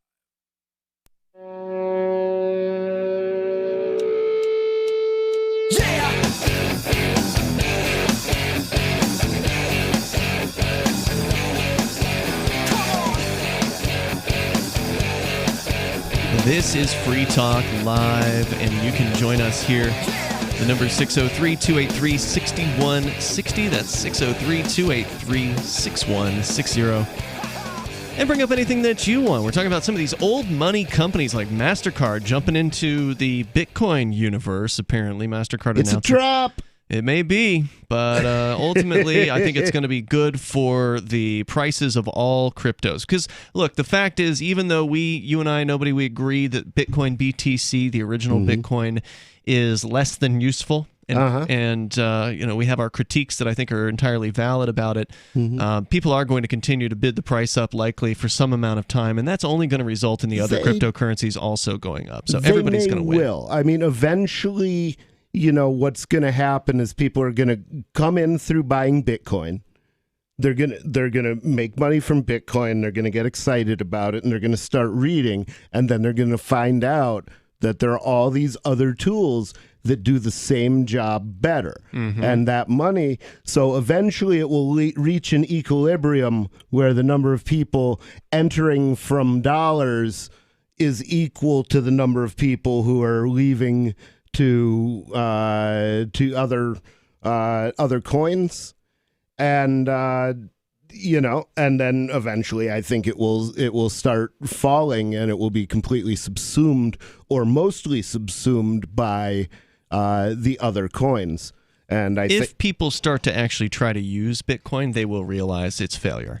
But the thing is, why then, wouldn't you when Visa costs you 3%? The laws of economics say sooner or later somebody's going to take the more efficient route, and as more people take the more efficient route, it's what I say about, the thing is, maybe they'll keep buying and holding Bitcoin because they think that 7 transactions a second is going to become valuable, but most people don't know that about Bitcoin.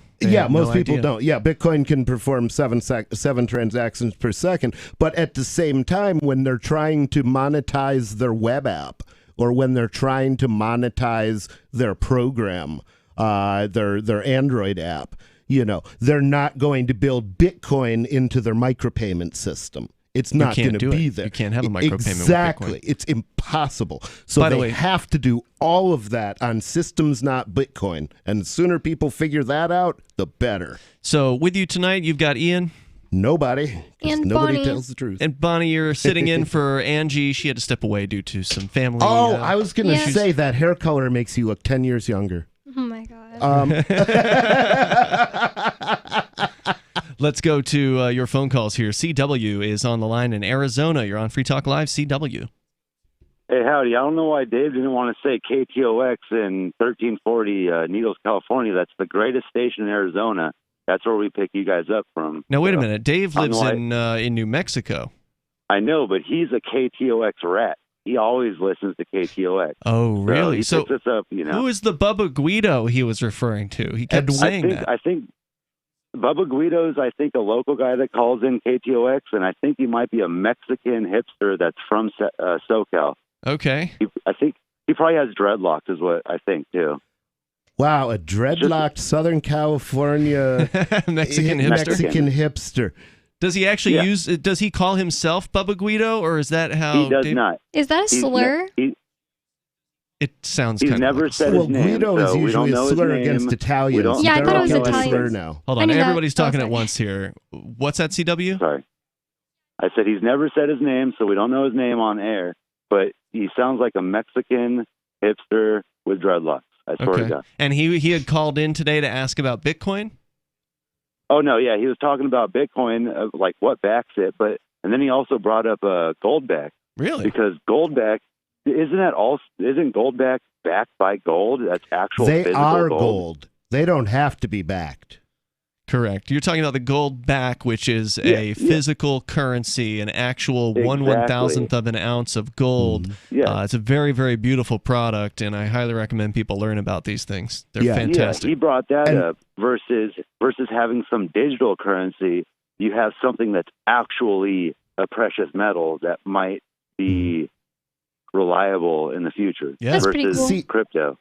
Both have their place, and I keep, I talk about the church's crypto holdings. I don't usually talk about the church's metal holdings that much, but I keep amount in metal that is, more than I have in any one cryptocurrency, and that is another thing.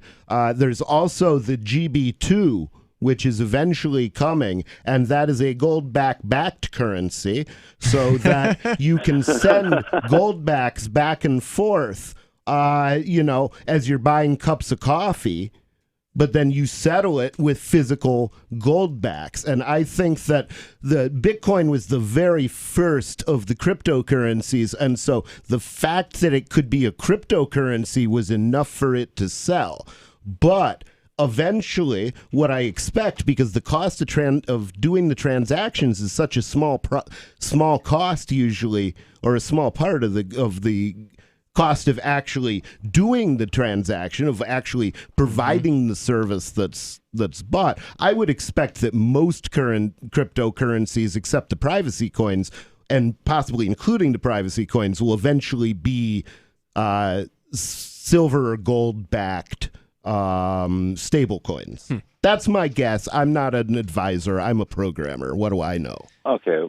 Well, I'm gonna look into the gold back, and I'm gonna see what's up with that, because precious metal just seems like the way to go. Thanks, CW. Keep your eye out for the GB2, because you can have your cake and eat it too. Thanks for the call, CW. I appreciate it. There's just going to be some people who can't really see the value in cryptocurrencies, even though the price is shooting up, and even though all these companies are coming on board and they're announcing support of it, and it seems more and more obvious that cryptocurrencies are going to be with us for the rest of our lives. Given that we don't have a huge EMP and everything that's electronic shuts down, there's pretty much no other the government hits the internet switch. Well, even if that happens, we can still put up our own internet. We can still do mesh networks and things like that. True. And that can remedy that problem. We'll need it, because by the time they do that, they'll be controlling the whole economy, and people will have to buy stuff on the agorist market to keep from starving.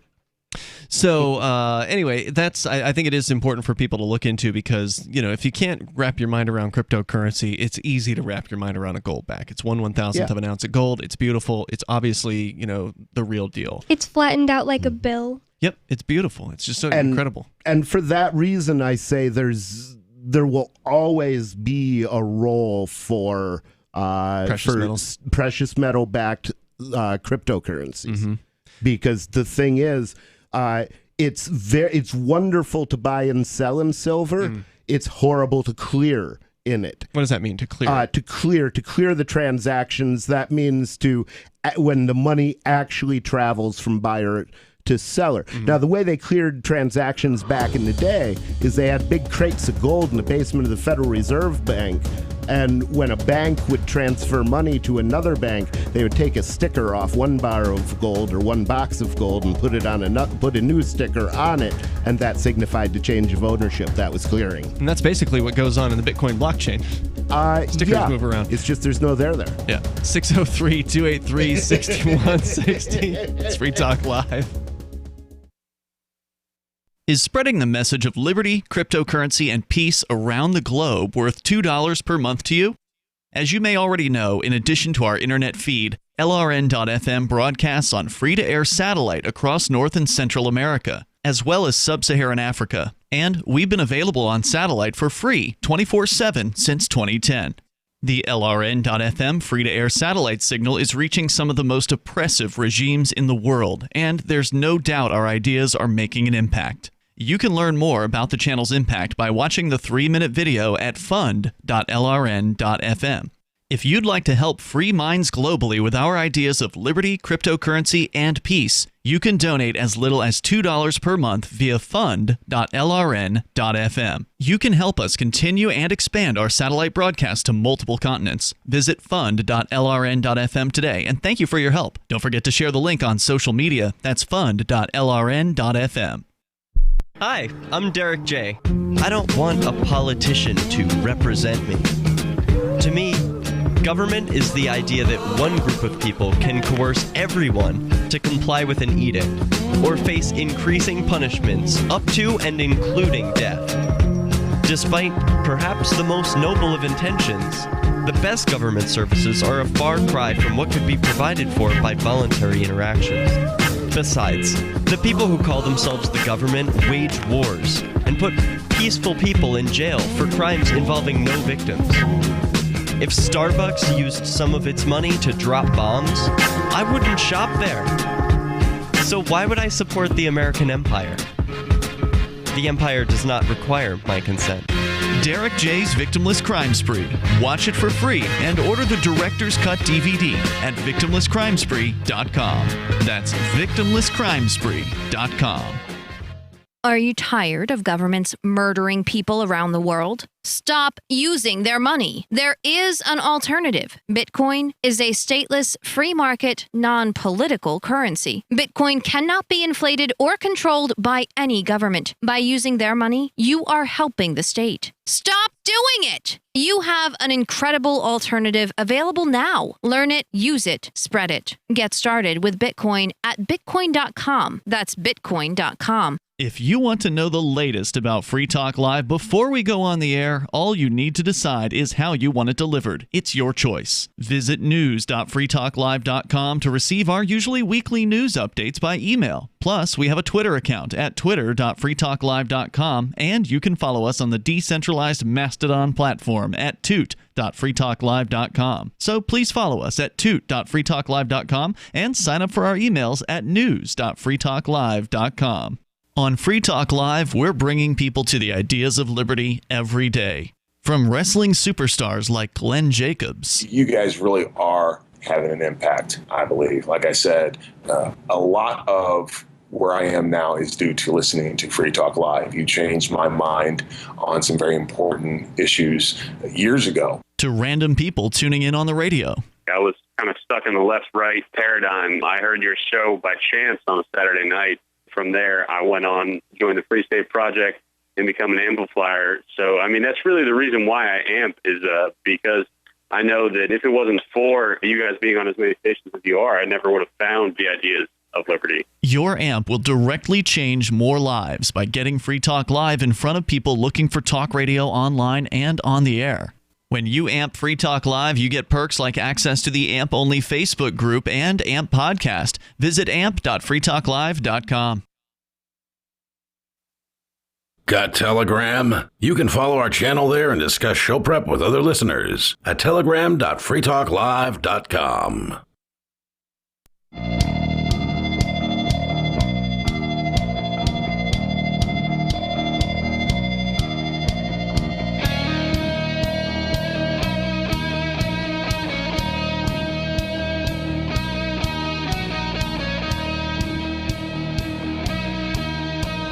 It is Free Talk Live. The number is 603-283-6160. That's 603-283-6160. As always, you're invited here to join us. You can bring up whatever is on your mind. We've once again found our way into discussing alternative currencies. It's a bit of a... what a shock. Yeah, it's a bit Nobody comes on. We're talking crypto. Yeah, it's a bit of a favorite discussion here, and I had a few interesting stories related to that here tonight. Now, if you want to join us, you can. And by the way, you want to learn about Bitcoin? You're sitting here wondering, what are these guys talking about? What's this Bitcoin stuff all about? I've heard a thing or two about it, but you don't know anything. Well, get to know it by going to bitcoin.com and click on Get Started right there at the top of the page. They'll give you some videos that you can watch. If you just watch the first one, you will become more informed than probably 80% of the population out there, maybe 90% maybe 95%. Because how many of these people who are actually buying Bitcoin even have done the basic research to know what it is that they're getting into? They just heard a thing. Oh, they heard this thing's worth money. They heard it's going up in value. Get the thing, numbers go up. Yeah, speculators' opinions don't mean anything, or not very much. Good investors know what they're doing. Speculators do what they're told, which means they buy when everybody buys and they sell when everybody sells, and they lose. And I'll give you an example of somebody that bought some Bitcoin. I got a phone call today. I run on behalf of the church, the Shy-Free Church, a few Bitcoin vending machines here in New Hampshire. And one of them's out in Manchester at a place called Murphy's Tap Room. Been there for years. And a guy calls me up today. He sounds youngish. He sounds like maybe he's in his 30s or something like that. And maybe like an Indian kind of name, Indian, Middle Eastern sound. And he said he bought some Bitcoin at the vending machine. And normally when somebody calls about a vending machine issue, it's something they're having right then. There's a problem, the machine's down or it's not working right or something. It rarely happens, but every now and then machines break, right? But this guy said he bought Bitcoin a few years ago at the machine, and he asked me if I could help him find the Bitcoin. And I said, well, if you bought Bitcoin, you must have had a wallet in which to send the Bitcoin to, because if you go to the machine and you tell the machine you want to buy Bitcoin, it won't let you put money in until you show it a Bitcoin wallet.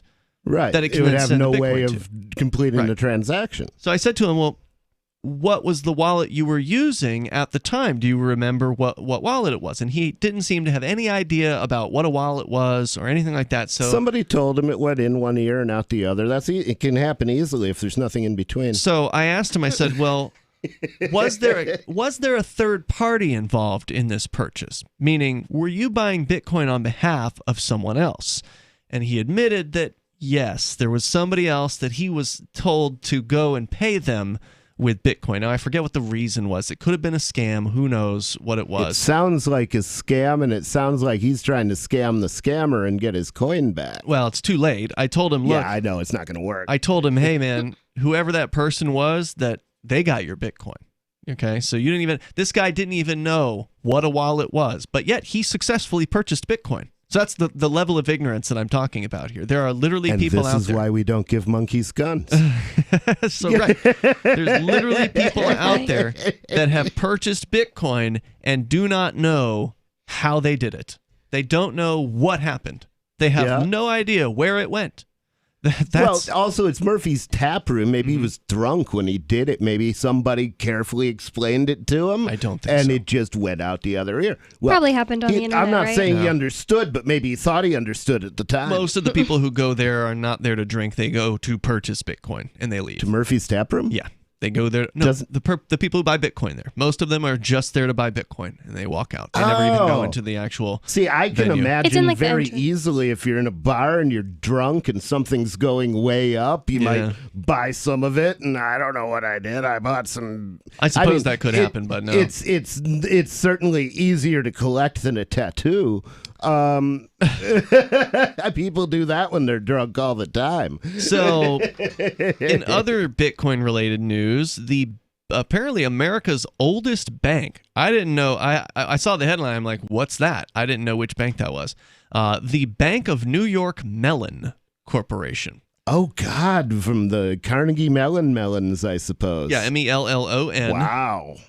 They are the nation's oldest bank, and according to the Wall Street Journal, they are now making the leap into the market for cryptocurrencies. The custody bank said Thursday, that's today, that it will hold, transfer, and issue Bitcoin and other cryptocurrencies on behalf of its asset management clients. How will it issue Bitcoin exactly? Because I don't think they can just issue Bitcoin.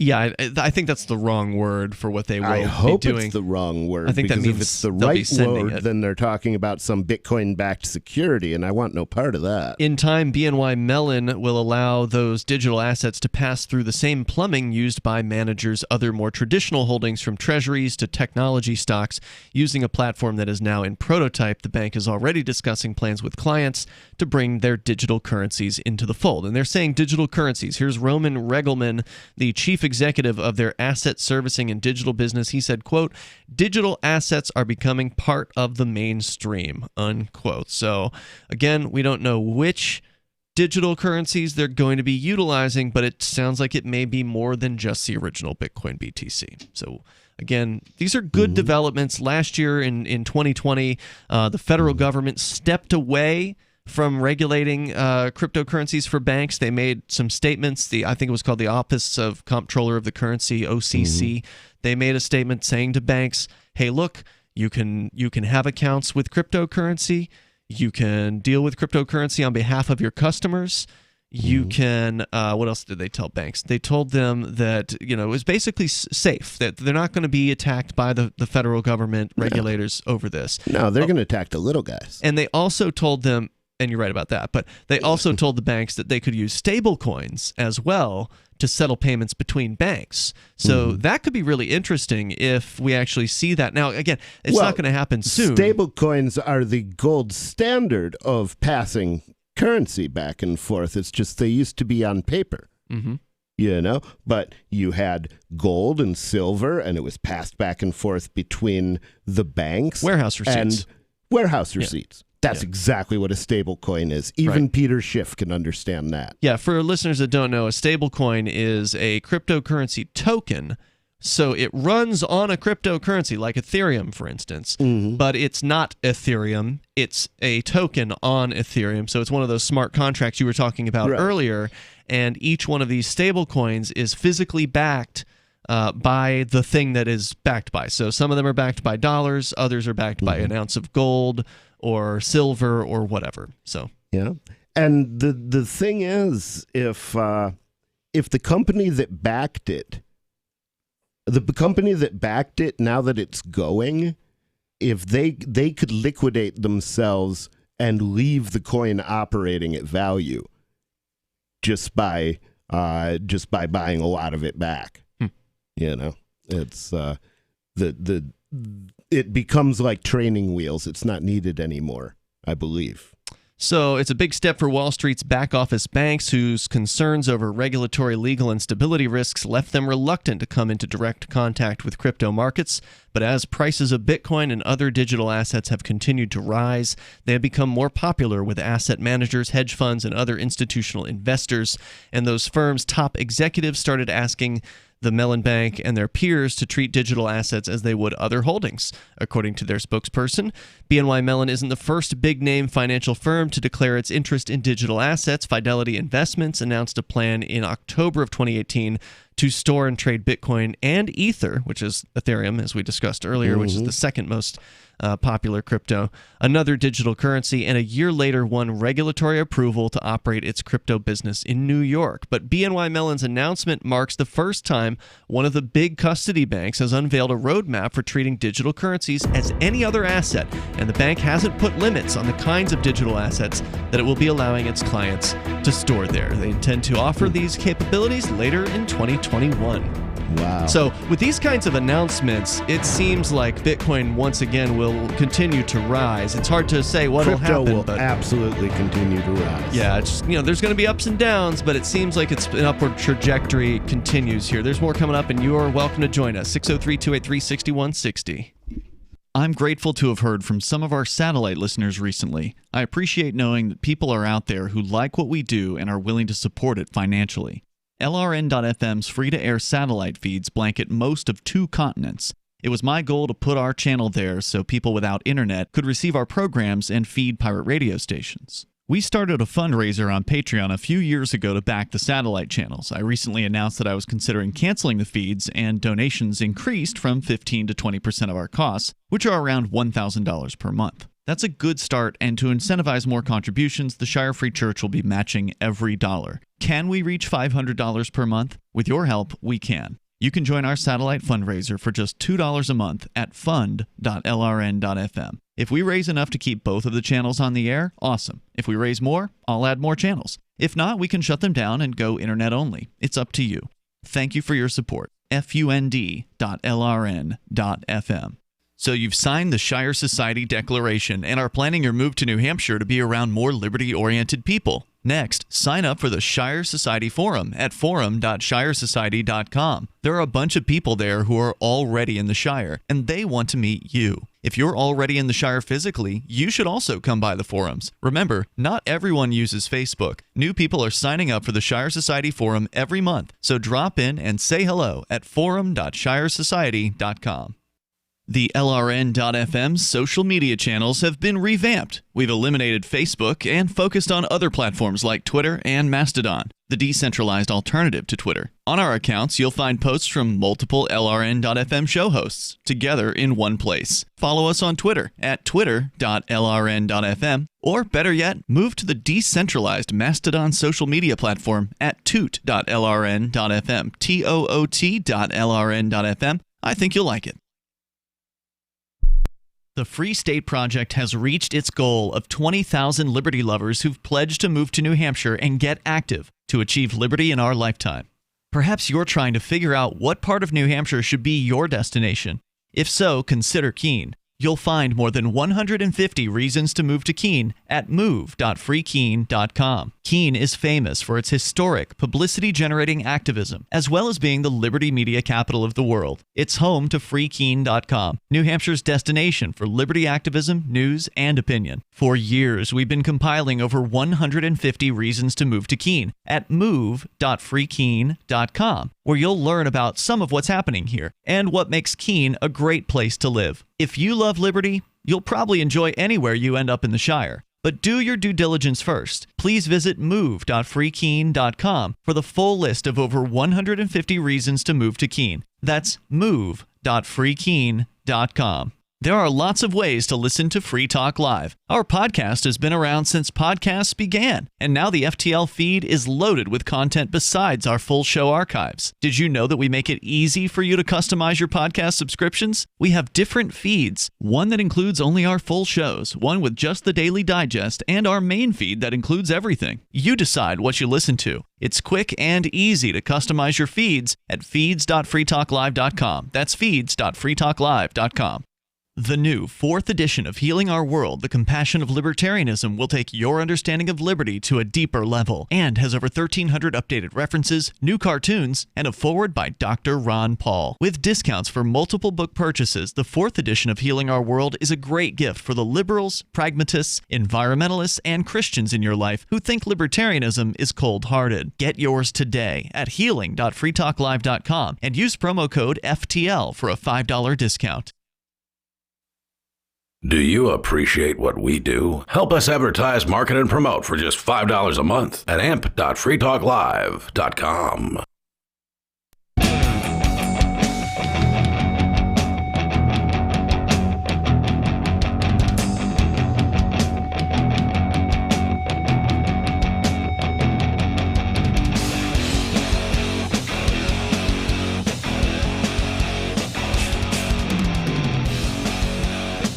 Free Talk Live, you dial in, you bring up what you want. The number here is 603-283-6160. That's 603-283-6160. Coming up, dating and COVID. We'll get into a completely different topic on the way. With you in the studio and now tonight, for something completely different. It's Ian. And nobody. And Bonnie. All right, we're going to continue with your calls and thoughts. First up, he's Dave Ridley calling from New Hampshire. You're on Free Talk Live. Hello, Dave. Dave, my brother, before you get started, I got a present for you. I've got a hard drive with your entire corpus of videos on it that I downloaded from YouTube because you're a national treasure and I didn't want to see your stuff get lost. Nice. Oh, thank you. That is awesome. Yeah, that would be helpful because most of my copies of stuff, my copy of what's on the Riddler Report is mostly on DVDs. So. I know you in technology, and that's why I started with you. So what's anyway, up, I Dave? love you, brother. What's going on? Thanks, Rich. Well, you know how there's this, you know how they say, you know, whenever you do anything original to fight the government, well, you should just use the system, right? Well, here's what happened to Lori Ortolano in Nashua when she tried to use the system here in New Hampshire.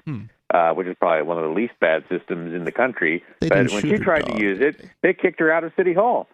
Wow. I'm surprised they let her into City Hall. I mean, it seems like these government bureaucrats are closing down everything these days. They're circling the wagons. They know that they're starting some stuff that they're going to have to fight to defend sooner or later. What was she fighting back for? So she is like an investigator into the assessing process, and she tries to inform people how assessing works and so forth. You mean like property values?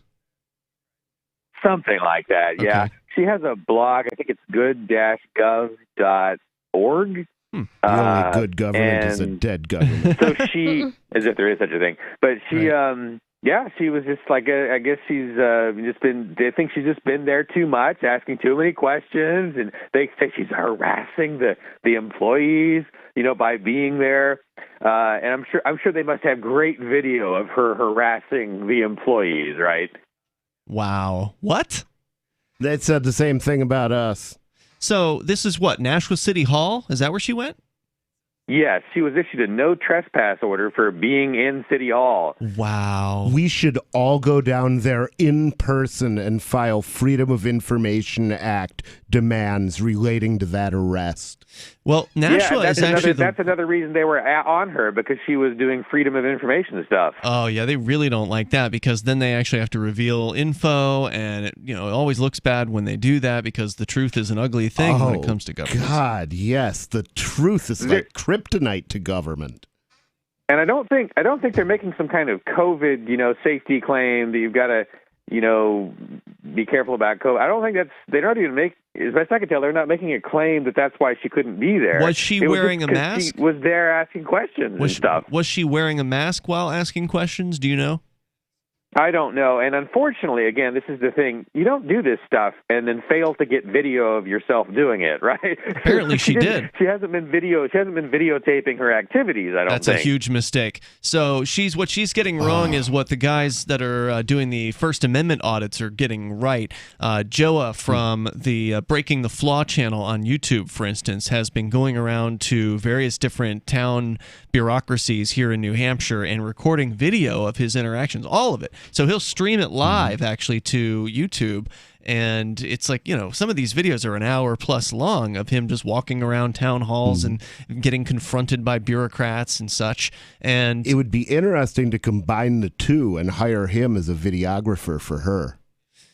Yeah. That would be interesting. But she could also learn to do it herself. Yeah, I've got the URL. She's at good-gov.org. But I think you're better off just Googling her name. It's Lori Ortolano Nashua. And she's done a good job of getting positive coverage in the Union Leader, so she's getting that part right. Well, I think the URL sounds easier to remember than that last name. Good-gov.org, you said? Yeah, but there's not much there. I mean, it's just like information on how to do Nashua assessments. It's really boring. But if you Google Lori Ortolano, then you'll find the articles about all the craziness that she's been through just to be in City Hall. And they've banned her from City Hall for asking questions. Escorted her out of the building. Wow. Do you have her phone number, sir? Could you pass that to me offline? I don't have that. Okay. I'll see if I can find it. There you go. Ridley, anything else you want to share tonight? Thanks again for the hard drive, Rich. No problem. That will be forthcoming soon. Check him out at ridleyreport.com. He does videos frequently, reporting from across New Hampshire, and you do great work. Dave, thanks for the call tonight. I appreciate it. The number here is 603-283-6160 if you want to join us.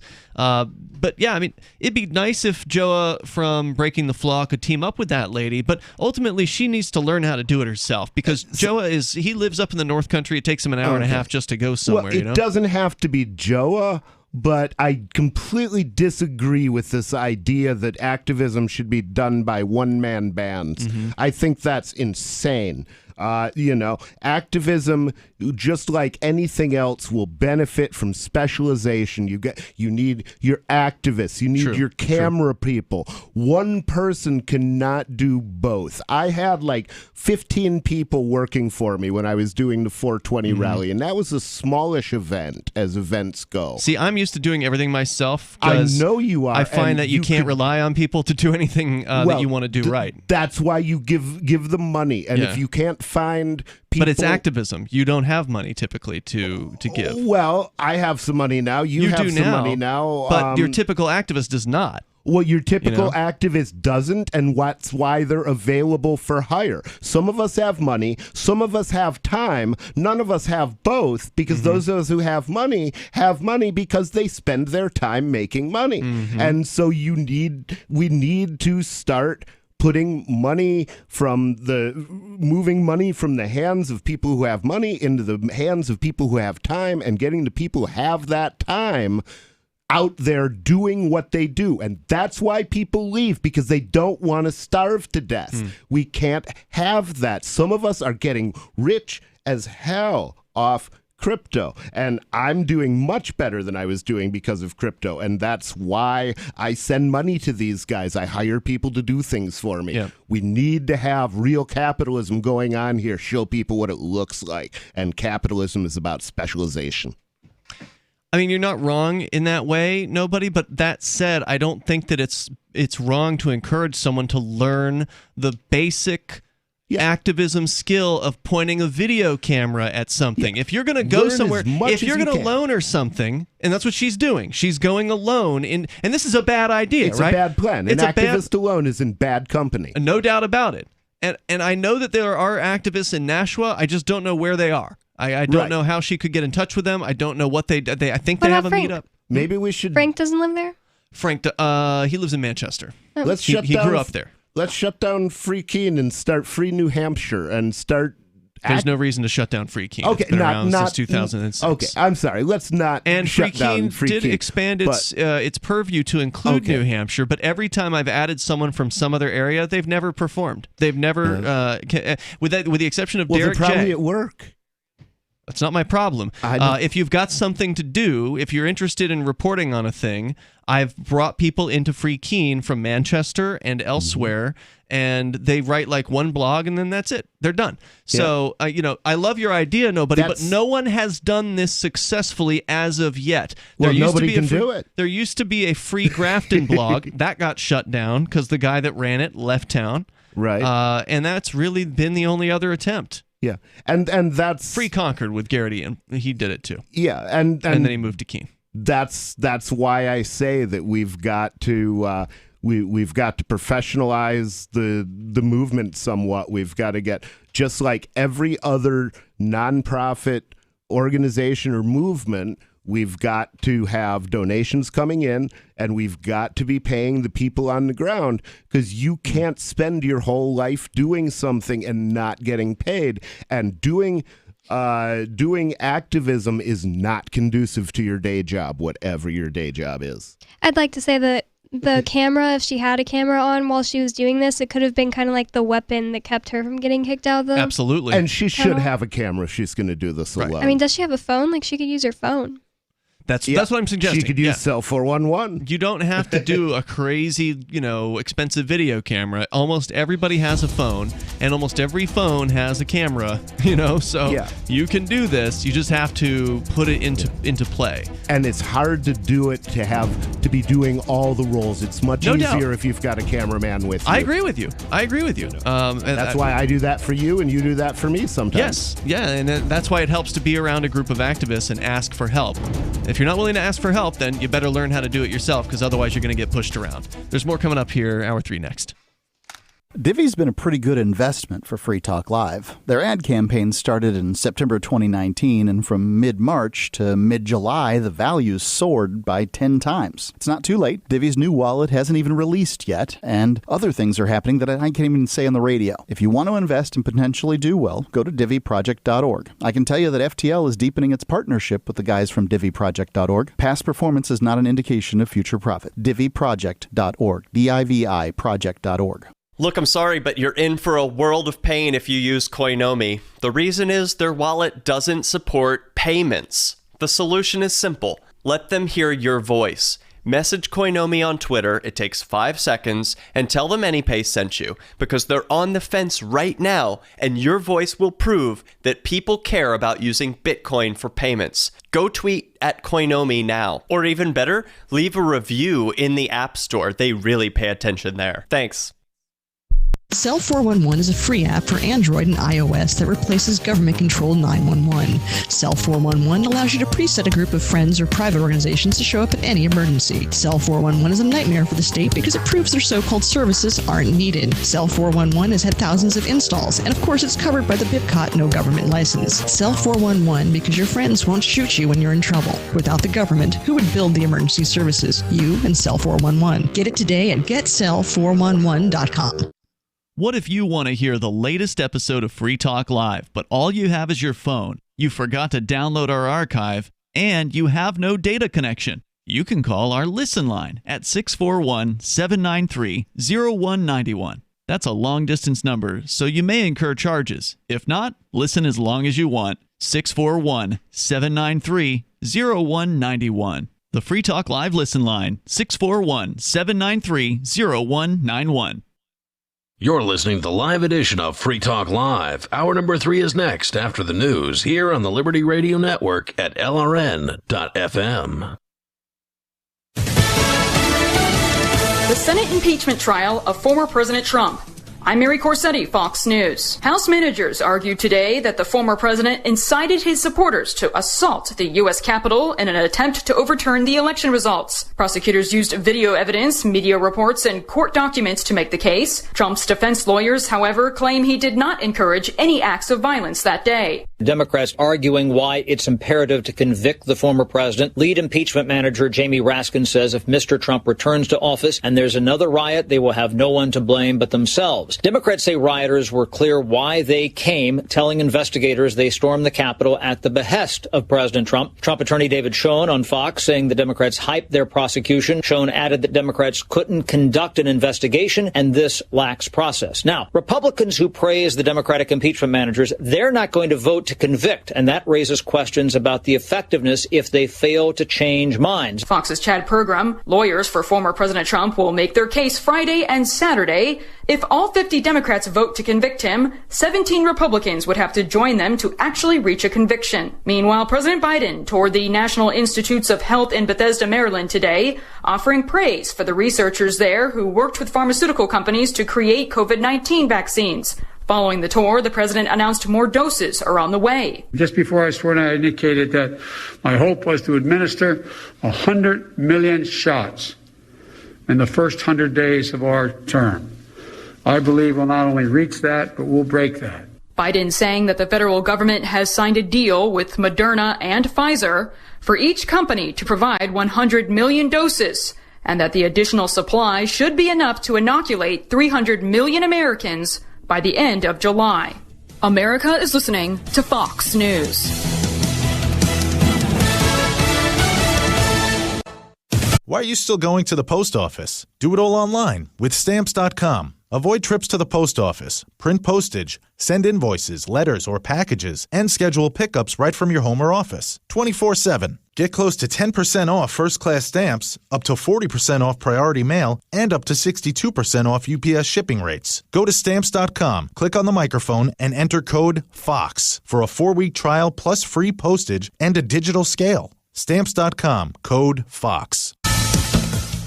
A country star caught on camera using a racial slur speaks out again about the incident. Morgan Wallen issued a lengthy statement on an Instagram video in which he addresses his use of the N-word, which cost the singer-songwriter his record label, management, and more. Wallen told fans, do not downplay what happened. Our actions matter. Our words matter.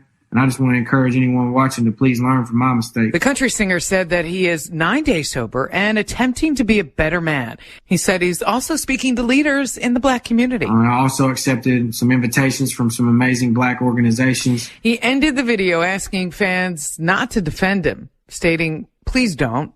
It's on him. Michelle Polino, Fox News. Also new today, Chick Corea, a jazz pianist with a staggering 23 Grammy Awards, has died. Correa pushed the boundaries of the genre and worked alongside Miles Davis and Herbie Hancock. Correa died Tuesday of cancer. His team posted on his website. Correa is the artist with the most jazz Grammys in the award show's 63-year history, and he has a chance to posthumously win at the March 14th show. He was 79. Plus, a TV host expresses regret amid outrage for coming to a Bachelor contestant's defense. Bachelor host Chris Harrison apologizes for comments about Rachel Kirkconnell, a contestant under fire for reportedly being photographed at a plantation-themed party in 2018 and for liking racial... This is Michael Dean from the Freedom Fiends. I've run websites since 1996 and have used over a dozen web hosts in that time. AgristHosting.com is the only one that hasn't broken my heart.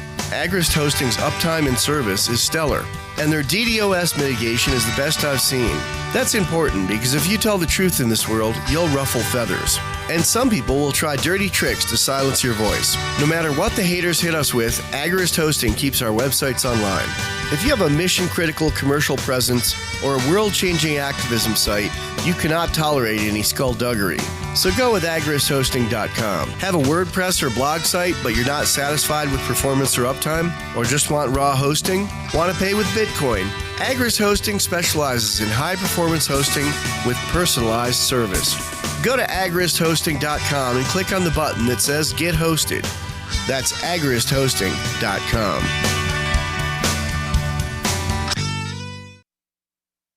Well, folks, look who came crawling back to Pennington. That's right, Jeff Statsky. Just 4 years after leaving town to make it as a songwriter and musician on the East Coast, Mr. Hot himself, Jeff Statsky, has returned. Locals are simply stunned that Mr. Ambition himself would deign to move back to Pennington, the town he once said, quote, wasn't big enough for his music. Tuffy's Bar is even planning a welcome home party for the would-be Bob Dylan. We got a nice cushioned stool for his precious little East Coast ass. Hey, Jeffy boy, we got the radio on. We're still waiting to hear that big song of yours. Where is it? Local business owners say Statsky might have just as hard a time finding work here in Pennington as he did when he was trying to be a dainty little songsmith in Coolsville. Oh, sure, I could set him up with a job, no sweat. Oh, wait, come to think of it, we don't have any openings right now for tambourine-shaking pansies who got dick-slapped by the big city. This is the Onion News Network.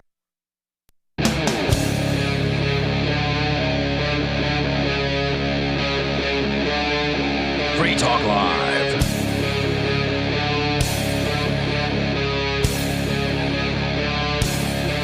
It is Free Talk Live. We're kicking off the third hour of the program. As always, you may join us here the number for you, 603-283-6160. That's 603-283-6160. And you can join us on our Matrix chat server, where you can go to chat.freetalklive.com to get step-by-step instructions on how to join the Matrix chat server. And the Matrix chat is different from, say, other platforms like Discord. Matrix isn't like the other chat system. No, not at all. In fact, it is open source, which means the programming is available for anybody that wants to go and audit that.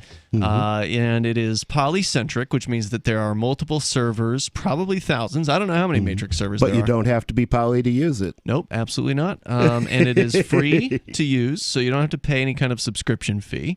It's not free to run. You have to pay for a server somewhere, and we do that, so you don't have to worry about those costs. You can just join our server, and it actually is federated, which means it's connected to all these other centers, all these other servers that are running Matrix, and allows you to create your own channels. You can moderate your own channels. You can join the discussions that already exist on, I think, 2 or 3 dozen channels on our server right now. So head on over to chat.freetalklive.com and join the discussion. Cool system. So let's see. Let's change gears here a little bit and get into I said I had a COVID story tonight, and this is from CNN, which is, of course, Propaganda Central. Dispatches from the land of the Branch Covidian cult. Yeah. And just to give you an idea of how bad this story is going to be, the photograph that they're using as their headline photo here are 2 people wearing masks who appear to have, you can't really tell for sure because they're wearing masks, but they appear to be happy. The man has squinty eyes.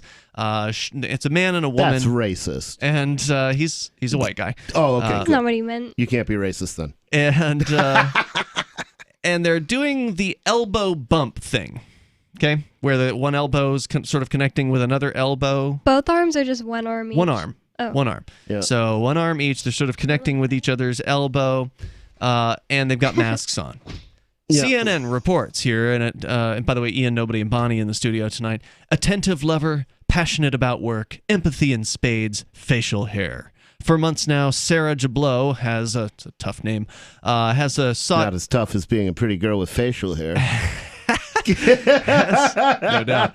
Has sought a hard-to-find combination of personality traits in prospective boyfriends. Now, however, after nearly a year of the COVID-19 pandemic... Oh, was that what she was looking for? I don't know. Okay, it's not what she has. They don't make that clear. Okay, that's important. That's an important. I don't know if this. I don't even know if this is a trans story or not. Now, I couldn't tell you. They don't clarify whether that's what she wants or what she has. But either way, after nearly a year of the COVID-19 pandemic, one elusive characteristic is beginning to transcend all others for her: vaccination status. It's not that she's picky. The 34-year-old winemaker from Napa, California, has been on about half a dozen Zoom dates and several in real life dates since she ended her I just had this image of a jet zooming into Boston Harbor. No, it's much less exciting than that, I imagine. I know how awful any meeting is on Zoom. We attended one last night, actually, that Aria posted on her YouTube channel. Oh, and yes. That wasn't a date, and it was awful, and I can only imagine how awful going on a quote-unquote date with somebody on Zoom must be. Well, are you going with geriatric Republicans? Because that's not going to help. That did make it a lot more boring.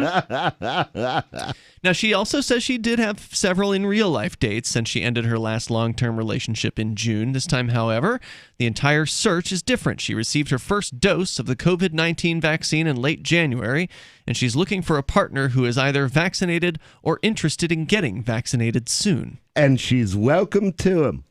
This is I think 2 years ago, I think it was Cosmopolitan, had a story about iPhone users just being I just simply can't date someone who has an Android. As soon as I find out they have an Android, it's a turnoff. Really? Yeah. Yeah, you have, that's a great way to push people. They used that in the anti-smoking campaign. They certainly use it in the anti-capitalism campaign. You mean only date people who are anti-smoking? Oh, yeah. Yeah. Mm-hmm. And basically not just do it, but but let's write stories about that because that will make people who are insecure, who do what we don't want them to do, go, oh, I've got to stop doing this. Of course, there's a non-masky girl out there for the guys who are not masky also. Right. Well, that's what I love about the masks is it's an instant filter to filter out all of the cowards. I mean, now there are people wearing masks. It's not always like that, though. I had this pretty little college girl come up and give me a big hug at a rally one time, and she's masked. And I'm like, I wasn't going to give you a hug because you were masked, Right, and what I did she thought say? you'd be scaring me. She said if I wasn't wearing this and somebody from my college saw me, even off campus, I would be expelled. So I have to wear this mask. Well, I mean, it's still based out of fear, but it's yes. still based out of fear, but it's not irrational to be afraid to be kicked out of school. When they actually are out to get you. It's irrational to be afraid of catching a cold. Yeah, when they actually are out to get you, then I get that. And that is the part of the problem with the masks is you can't at a glance identify somebody who is doing it out of a legitimate concern about like that or out of just some irrational fear. And that's why we do the bong ritual at the Church of the Invisible Hand to remind you to always question what you think you know. Indeed. But if they put it on their dating profile, then you know you're dealing with a pro-masker. You know you're dealing with somebody unless like they're that. wearing a mask that says, this is a useless mask, which I want to start selling. So Jablo says, it's all about the vaccine for me now. I'm pretty straightforward about it. I believe in science. And if someone isn't interested in the vaccine, or if they don't believe in vaccines in general, I'm done. Well, let me tell you something about science, sweetheart.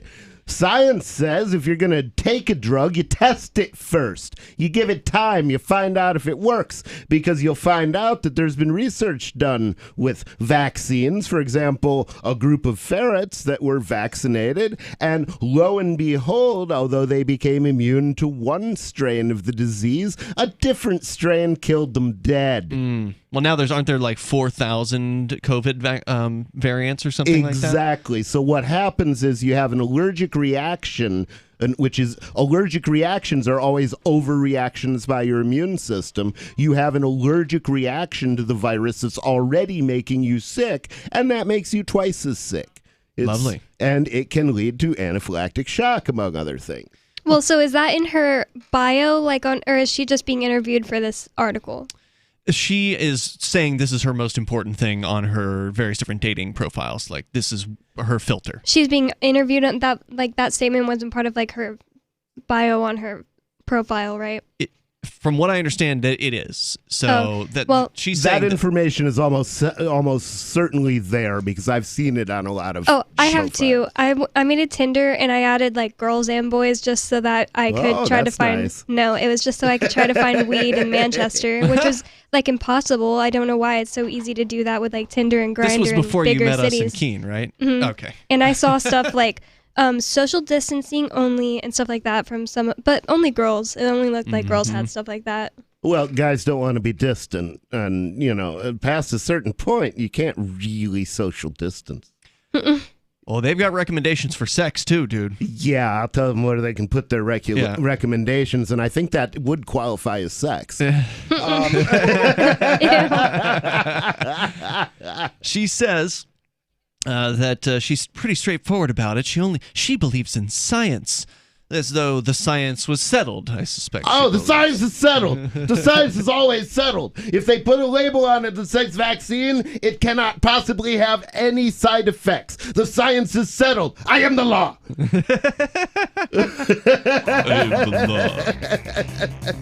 She is not the only vaccinated single person looking for quote-unquote safer dating these days. We'll tell you more about matchmaking in 2021 in the world of COVID on the way. And if you are in the dating scene right now and you've dealt with this situation, you want to comment, please. Does it count if you're not dating anybody? 603-283-6160 if you've dealt with it. You can join us here or bring up whatever you want on Free Talk Live. Tired of cancel culture? Sick of mega tech corporations holding an axe over your head? Join the LRN.FM Matrix chat server. It's self-hosted, so no one else can tell us what to do or say. Don't like the existing channels? You can make your own. You can even connect into some of our channels from other Matrix servers. It's federated. For the full LRN.FM Matrix experience, though, you should join our server via the step-by-step instructions at chat.lrn.fm. Chat.lrn.fm. Having taken her father's throne, Sarah Calhoun has fallen out with one of her best allies, and her brother Nathaniel heads into Imperial Philadelphia with a reckless plan. Her uncle Thomas, armed with new powers and new allies, aims to remove Sarah from her throne and from the world of the living. To survive and to gain the strength she needs to fight an impossible war, Sarah must unite the Mound Builder Kings to enact an ancient rite that will propel her beyond mortality. Servant Daughter by DJ Butler is the newest entry in the Dragon Award-winning Witchy War series from Bane Books at banebooks.com. Are you tired of governments murdering people around the world? Stop using their money. There is an alternative. Bitcoin is a stateless, free market, non-political currency. Bitcoin cannot be inflated or controlled by any government. By using their money, you are helping the state. You have an incredible alternative available now. Learn it, use it, spread it. Get started with Bitcoin at bitcoin.com. That's bitcoin.com. Divvy's been a pretty good investment for Free Talk Live. Their ad campaign started in September 2019, and from mid-March to mid-July, the values soared by 10 times. It's not too late. Divvy's new wallet hasn't even released yet, and other things are happening that I can't even say on the radio. If you want to invest and potentially do well, go to divvyproject.org. I can tell you that FTL is deepening its partnership with the guys from divvyproject.org. Past performance is not an indication of future profit. divvyproject.org. DIVI project.org. We have some good news. The indictments against Ross Ulbricht in the District of Maryland were dismissed with prejudice, meaning they can never be refiled. This is especially good because those indictments contain the only charge ever made that Ross engaged in murder for hire. This was a serious allegation that Ross Ulbricht denies. It was never prosecuted or ruled on by a jury, but was trumpeted by the federal government and the media as if it were proven fact. The Maryland court held these indictments for almost 5 years, poisoning Ross's case and leaving him under a cloud of unproven allegations. As explained in Ross's appeal to the Supreme Court, the fact that the judge used these allegations to give Ross a draconian sentence of double life without parole violated his Sixth Amendment right to a jury trial. Judges are required to issue sentences based on convictions decided by a jury, not unproven allegations never even charged at trial. Although this is a positive development, the dropped indictment will not set Ross free. Now, a presidential pardon is Ross's only hope of freedom. Sign the petition at freeross.org. freeross.org. Some of you asked, and now we've delivered. LRN.FM's live Keene, New Hampshire studio shows are now streamed in HD on Twitch. Visit our channel at twitch.lrn.fm and give it a follow. If you have Amazon Prime, you get one free subscription on Twitch. If you use it on our channel, Twitch will give LRN.FM a monthly piece of your Prime subscription cost. So please watch, follow, share, and subscribe to twitch.lrn.fm. That's twitch.lrn.fm. Are you a cryptocurrency advocate? The Crypto Tip is the ideal outreach tool to help new people discover cryptocurrency. It's a printable business card-sized tip that you can give to service providers, preferably in addition to a good cash tip. When the server scans the QR code, it'll bring up an explanation of cryptocurrency, how to install a wallet, and allow them to claim the tip. If they don't claim the crypto, you get your tip refunded to you after a time period you specify. Plus, if they do claim the tip, you get an email alert. Create as many tips as you want at cryptotip.org. That's cryptotip.org. Our Matrix server is about as free as internet chat can be. Join the existing rooms or create your own at chat.freetalklive.com.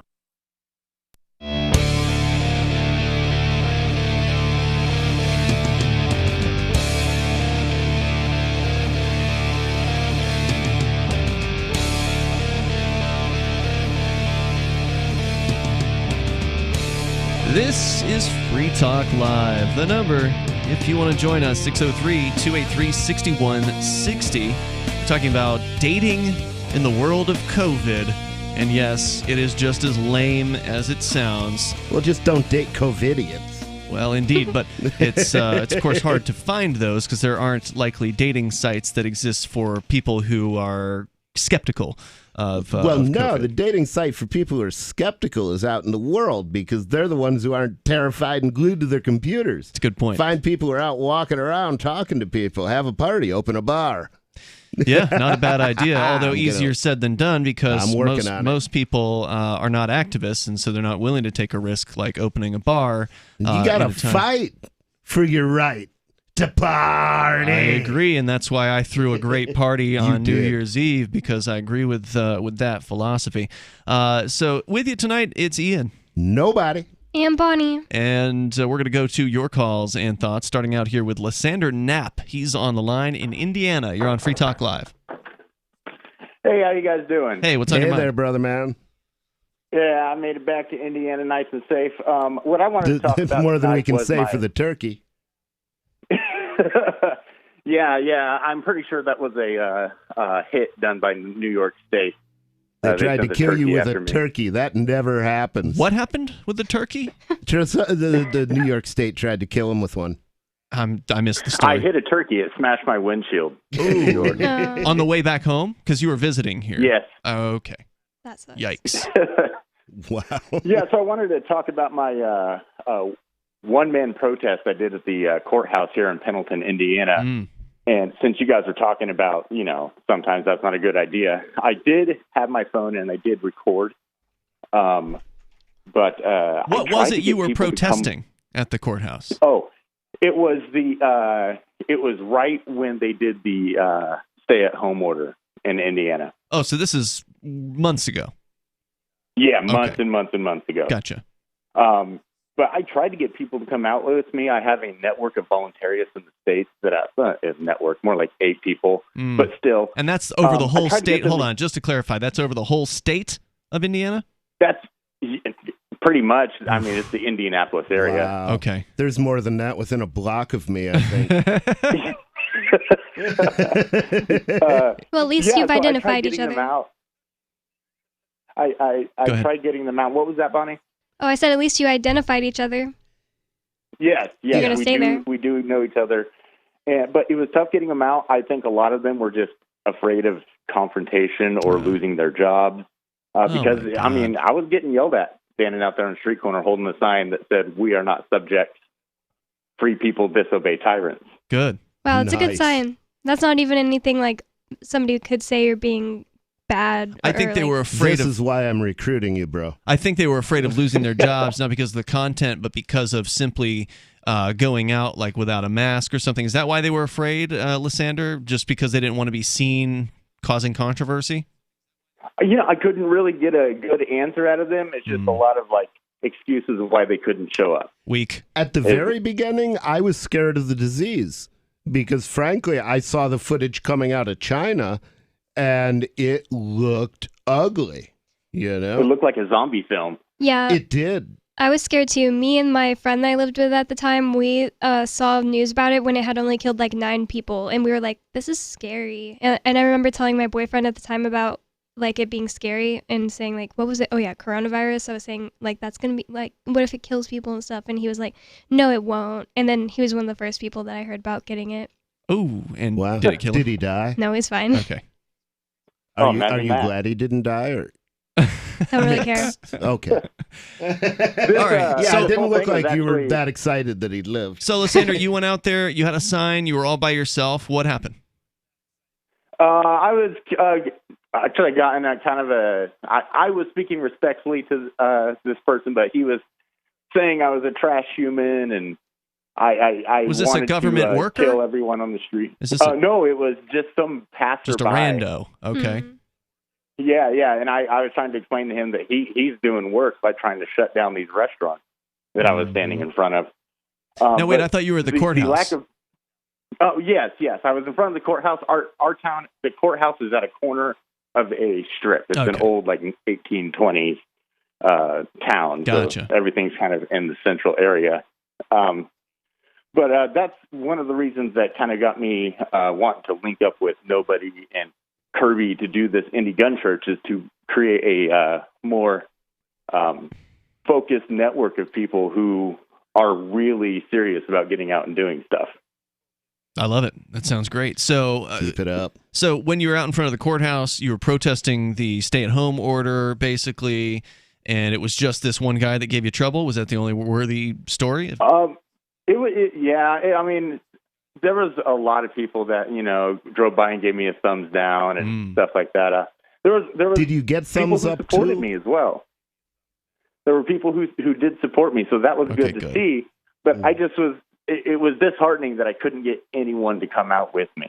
I know. And I that's know why the a feeling. lot of people do it alone, is because just no one will join them. Yep. That's why I moved to New Hampshire. I mean, there was many a time, and to be fair to the activists down in Florida, there were some people who came out with me, but they were usually the people that were my friends, that I knew personally. But there were some that would come out. But there was more than once where I was the only person, doing a tax day protest out in front of the post office or whatever. Yeah. And it was just, as soon as I heard the idea of, hey, let's get multiple liberty-minded people together in the same place, I'm like, oh, that's a no-brainer. I got to join. Yeah. Well, I mean, we have enough people. If we got all of the libertarians in America, we can't do that into New Hampshire, but just pretend we did. 10% would be fine. Well, if we got all of the libertarians in America into New Hampshire, there is no question in my mind that we could defend it. Okay? Mm-hmm. And so the question then becomes, what percentage do we have to get? What's the minimum that we need to defend it? And I think it's far fewer than all of the libertarians. I think you're probably right that 10% of the libertarians in American... I mean, it might be more than you can fit. I don't know how many libertarians there really are, because there hasn't been a fair election. That's true. Well, I'll say when I was in the Middle East, it was a cell of like 600 fighters that held my entire battalion at bay. So where was this? Sorry. When I was in Iraq, in Fallujah. And how big's a battalion? About ours was a battalion reinforced, so it was about 1,500. And they had 600 fighters, you said? Yeah. Nice. Roughly estimate. The militia has a huge advantage because they're always fighting at home. If they're not at home, they're not the militia. Thank you for your call tonight, Lysander. Appreciate hearing from you. The number is 603-283-6160. There's real benefits to having people who love freedom in the same place together. Oh, yes. And we're scratching the surface just on this one issue. I would recommend people out there go and check out the 101 Reasons Liberty Lives in New Hampshire. It's a great little hour-long documentary. You can go to 101reasonsfilm.com. You can watch it there. It's half a decade old at this point, but it's still got a lot of really solid information in it, and it'll give you a taste of what it's like to be around more liberty-minded people than you could possibly know. That's how it is here. And activism's coming soon again. Activism has never stopped. There's more coming up here. This is Free Talk Live. Join liberty-minded voluntarists, anarchists, and libertarians from June 28th through July 4th for ForkFest 2021 at Rogers Campground in the beautiful White Mountains of New Hampshire. ForkFest happens the week after the Porcupine Freedom Festival, and ForkFest is decentralized, which means no one is in charge. That also means there's no ticket cost. Just reserve your camping, RV site, or motel room with Rogers Campground for June 28th through July 4th. Where better to celebrate Independence Day than around other freedom-loving activists in the Shire? You can relax and enjoy the camaraderie of like-minded people, or you can create whatever experience or event you'd like others to have. If you're planning an event for ForkFest, be sure to let others know in advance. You can connect with fellow ForkFesters via the unofficial Telegram chat or the ForkFest forum. Links to those are on the unofficial website, forkfest.party. Mark your calendar for June 28th through July 4th, 2021. We'll see you at forkfest.party. According to attendees of a karaoke night at Charlie's Bar and Grill, a man 30 seconds into singing Michael Jackson's Man in the Mirror better get his act together and get it together fast. He f***ed up from the get-go. Coming in late on that first line, singing totally off-key. He needs to shape up and get his head in the game pronto.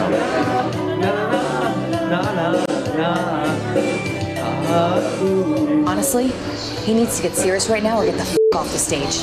I mean, what does he think this is? Living on a prayer? Claiming that this is turning into a train wreck, eyewitnesses say they are embarrassed for the man who has missed several key words despite staring at the prompter the entire time. You know, he could hit every last note for the remainder of the song, and I still don't know if that would be enough to turn this thing around. Man in the Mirror is the big leagues, so you better show up with your A game. This is the Onion News Network. Want to accept Bitcoin at your online store? There's a good chance you already have what you need: a WordPress using WooCommerce and a Bitcoin address. Now all you need to start taking Bitcoin payments on your website is the AnyPay app on your Android or iPhone. Just paste your Bitcoin address into AnyPay, then connect it to your website with our one-click plugin for WordPress. Now your website takes Bitcoin, start to finish in 15 minutes or less with no complicated steps. Download AnyPay from the App Store today. So you've heard all 3 hours of the latest episode of Free Talk Live, and you're still hungry for liberty-oriented audio content? Did you know that we have another 24/7 audio stream at LRN.FM? The Liberty Radio Network airs the latest episodes of some of the best liberty-oriented podcasts on the internet around the clock. In addition to recorded content, you'll also hear live shows like Free Talk Live, originating from our Keene, New Hampshire studio. So listen anytime at LRN.FM. That's LRN.FM. A congressman recently revealed that legislation totaling 2,900 pages and involving more than $1 trillion was available to members of Congress for less than 48 hours to study and consider. That's over 60 pages of legislation per hour. Do you think anyone read the entire bill? I'm Jim Babka with DownsizeDC.org. Consider a proposal buried in a 3,200-page, $388 billion bill, which would have empowered committee chairmen or their agents to examine Americans' tax returns. When this horrible provision came to light, no one claimed to know how it got into the bill. One congressman questioned said, "I didn't write it, I didn't approve it, I wasn't even consulted." If your attorney represented you this way, he might be disbarred. But this is how Congress represents you every day. That's why DownsizeDC.org has created the Read the Bills Act. You can force Congress to read their bills before they pass them at DownsizeDC.org. You can stick it to the man and big tech. Join our FTL social mastodon at social.freetalklive.com.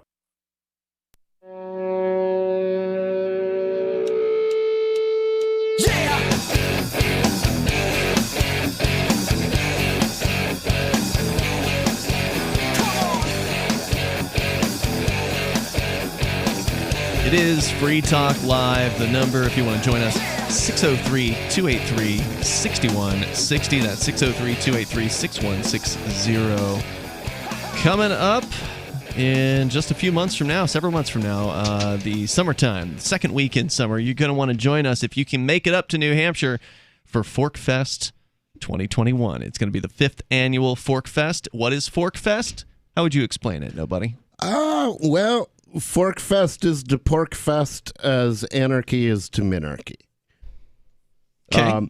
And Pork Fest is take Fork Fest or Pork Fest, which is the original venerable camping festival of New Hampshire's anarchists and minarchists and libertarians, and you just turn it up to 11.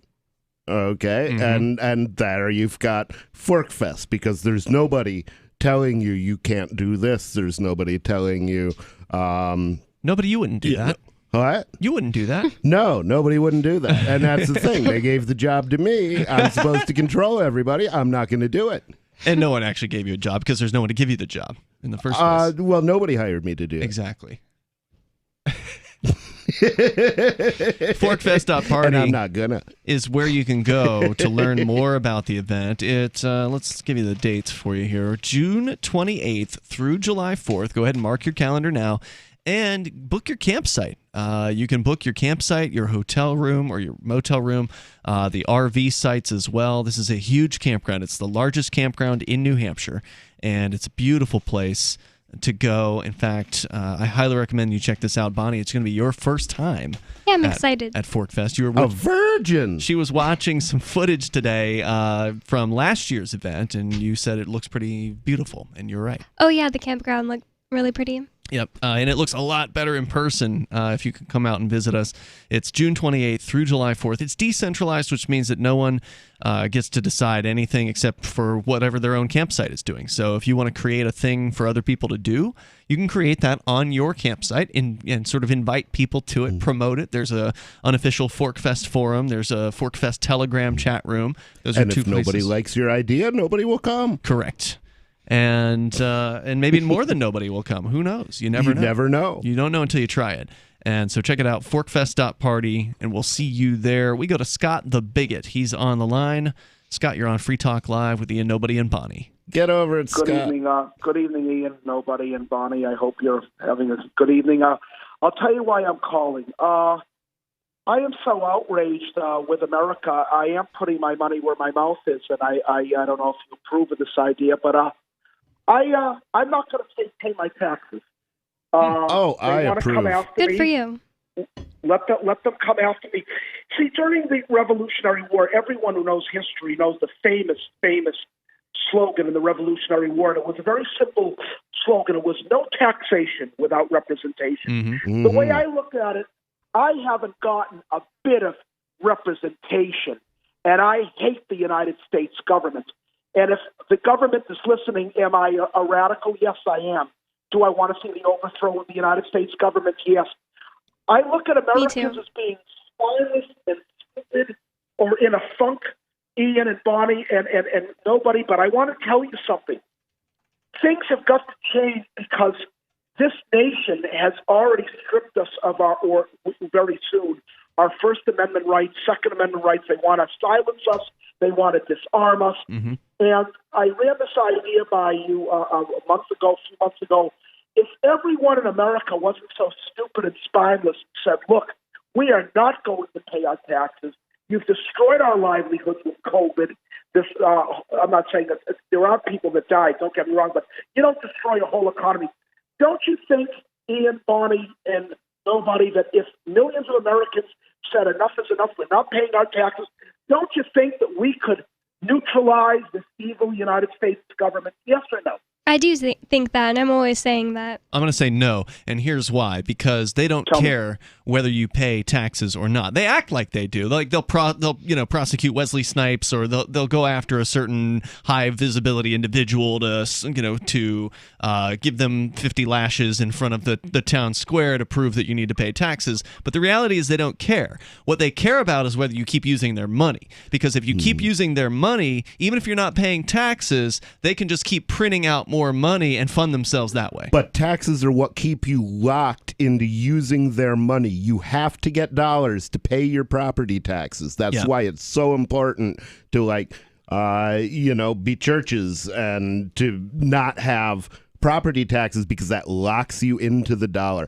And I think that, if it was me, Scott, the other thing I would say is yeet their money. You don't have to get crypto. Get dollars or get gold. Get silver. Get weed. I bought gold. Get anything not dollars. Well, I do think that if everybody stopped paying taxes all at once, they wouldn't be able to prosecute everybody, and most people would get away with it. They wouldn't be able to prosecute everybody, and that would cause the dollar to lose a lot of its value, because if you don't have to get dollars to pay the government, you don't have to get dollars. Anything else taxes you can is get nothing for but something extortion, the way that I see it. And true. people are cowardly. And the reason why they are, and I will stand my ground. I've thought of it many times. The IRS, whatever, let them come out. If need be, I'll hire an attorney. I'm not going to pay taxes to a government that squanders money. Let me put it another way. If you gave the United States government $100 trillion, $100 trillion, it has an insatiable appetite. It would never be enough money. Oh, yeah, they burned through that in like 3 months. They burned through about $4 trillion a year. So no, they spent more than 4 last year. I think 4 was what the bailout was, wasn't it?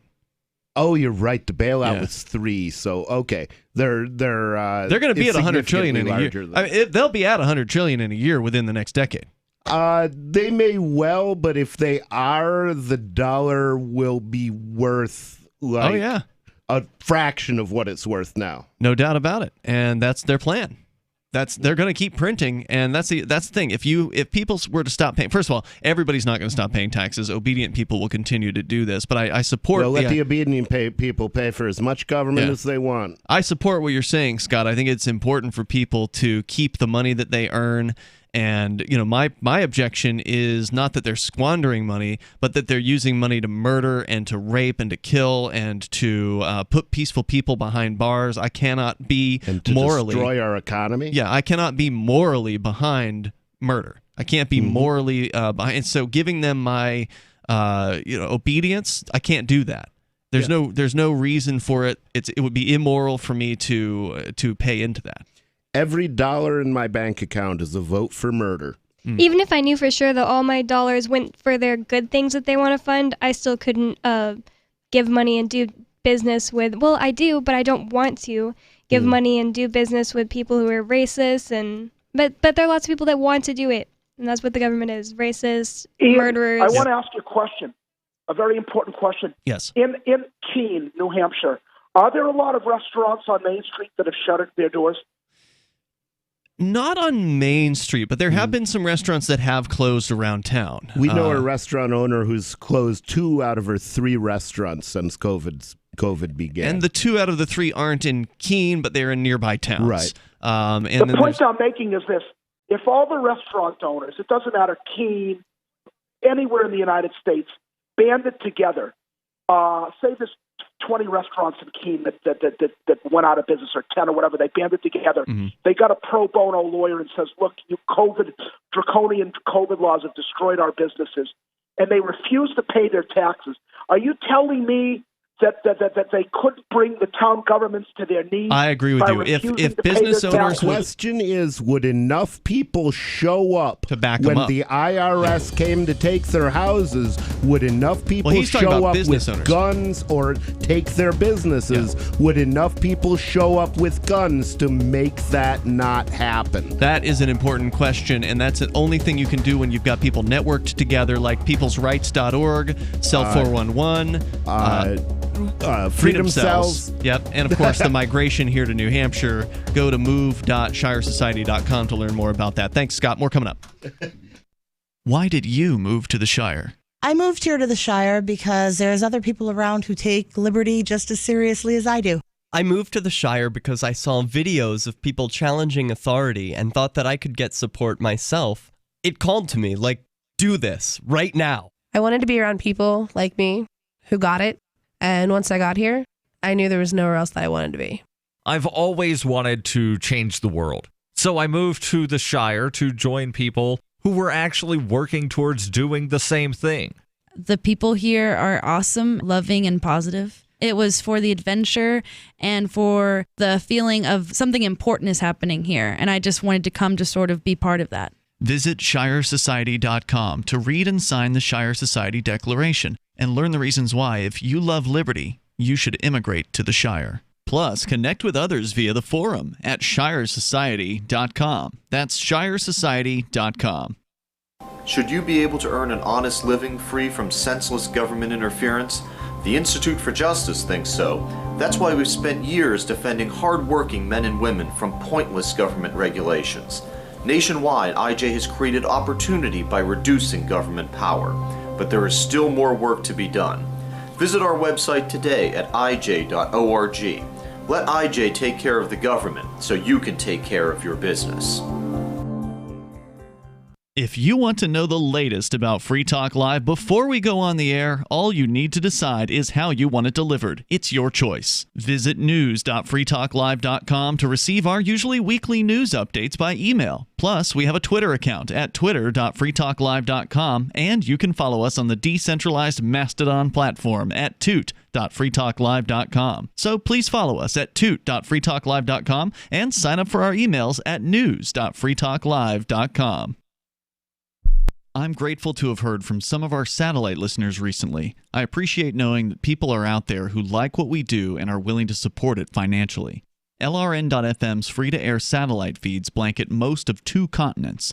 It was my goal to put our channel there so people without internet could receive our programs and feed pirate radio stations. We started a fundraiser on Patreon a few years ago to back the satellite channels. I recently announced that I was considering canceling the feeds, and donations increased from 15 to 20% of our costs, which are around $1,000 per month. That's a good start, and to incentivize more contributions, the Shire Free Church will be matching every dollar. Can we reach $500 per month? With your help, we can. You can join our satellite fundraiser for just $2 a month at fund.lrn.fm. If we raise enough to keep both of the channels on the air, awesome. If we raise more, I'll add more channels. If not, we can shut them down and go internet only. It's up to you. Thank you for your support. fund.lrn.fm. The LRN.FM social media channels have been revamped. We've eliminated Facebook and focused on other platforms like Twitter and Mastodon, the decentralized alternative to Twitter. On our accounts, you'll find posts from multiple LRN.FM show hosts together in one place. Follow us on Twitter at twitter.lrn.fm, or better yet, move to the decentralized Mastodon social media platform at toot.lrn.fm, toot.lrn.fm. I think you'll like it. Bitcoin.com has launched a trading platform at local.bitcoin.com, allowing you to buy or sell Bitcoin Cash via dozens of payment methods like PayPal, Venmo, bank deposit, remittances, or meeting in person with cash. There are no ID requirements to sign up for and use the site, and all communications between buyers and sellers are encrypted. Finally, a global trading platform that respects your privacy. Visit local.bitcoin.com to get started trading Bitcoin Cash. local.bitcoin.com. Don't miss a moment of Free Talk Live. Get our archives daily via our podcast at feeds.freetalklive.com.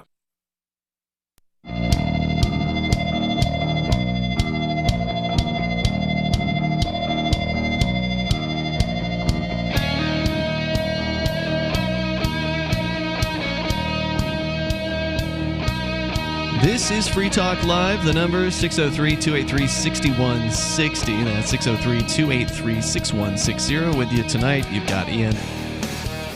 I am nobody. And Bonnie. And you can join us online anytime you want over at freetalklive.com.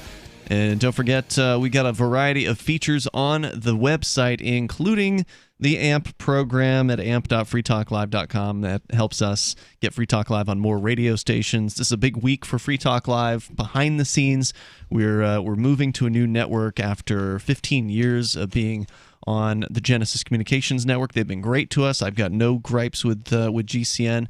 In fact, we may be staying with them in some way, shape, or form. We haven't quite ironed all that out, but we're moving to Talk Media Network starting this week, and that's a big change for us. You couldn't find one called Exodus Media Communications? Nope. Okay, that's usually the step after Genesis. Oh, I see. I get the joke now. Yes. Ian went to church as a kid, but he didn't pay attention. Yeah, I don't remember all the details about the books and such. It's times like this when I wish I'd listened to what my mother told me. What did your mother tell you? I don't know. I didn't listen. Well, Bonnie got the joke. She went to church, and she did pay attention. Okay. Yeah. Yeah. I know all the books of the Bible. Oh, wow. Yeah. Wow. Do you know the order of them? Well, actually, I know all the order of the New Testament, but I kind of mess up the Old Testament. Wait, the New Testament is a bunch of parallel stories, though. They're not really ordered. Sure, but the books appear in a certain order. The canon order or whatever. Yeah, see, that was just some guy, just set up by some guy I'm not like a Christian. 400 years later. There's nothing, even if you believe in Christianity, unless you believe in the divinity of King James, the order of the books of the Bible doesn't mean much. I'm just busting your balls, I know. Yeah. Let's go to your phone calls here. We've got an unscreened caller. You're on Free Talk Live, the final segment. Go ahead. Yeah, how's it going over there, Free Talkers? This is Bubba Guido over here in Arizona. Hey, Bubba Guido, how you doing, bro? Hey, pretty good. Yeah, I guess. Okay, we had a guess. Are you in fact a Mexican hipster? The Bitcoin and crypto and alternative currencies tonight, and that's a good thing. And it's good to hear you guys discussing such things. We're heading into what I believe is about the weakest dollar we may have seen at some point here. Oh yeah, it's the weakest dollar. There's no doubt about that. It will be weak as water. And it's getting weaker. And another 1.9 trillion pumped into an economy that we won't get much return on that money either. Nope. So take that check and turn it into either gold or cryptocurrency. I mean, or silver. Don't forget silver. Yeah, I'm not a financial advisor, but that's what I would do if I got one. And that was well, not financial interestingly advice, enough, but it's the out financial here advice. in Arizona, in 2017, we passed gold and silver are legal tender here now. Really? Nice. Now, wait a minute. When you say gold and silver are legal tender, does that mean that you can pay taxes with them? Well, so far as I have gathered, yes, indeed, and it's Really? specie legal tender, which it Please has don't. to be in coin form of some type, from what I know. And I'm looking into it more all the time, but yes, indeed, that it was ran through the legislator, and the governor signed off of it in 2017, and that was one of the indications that I have read that you can use it to pay off taxes, debts, things to the government. And I've even seen some places where they're trading, like at swap meets and stuff. So I hope it catches on. Me too.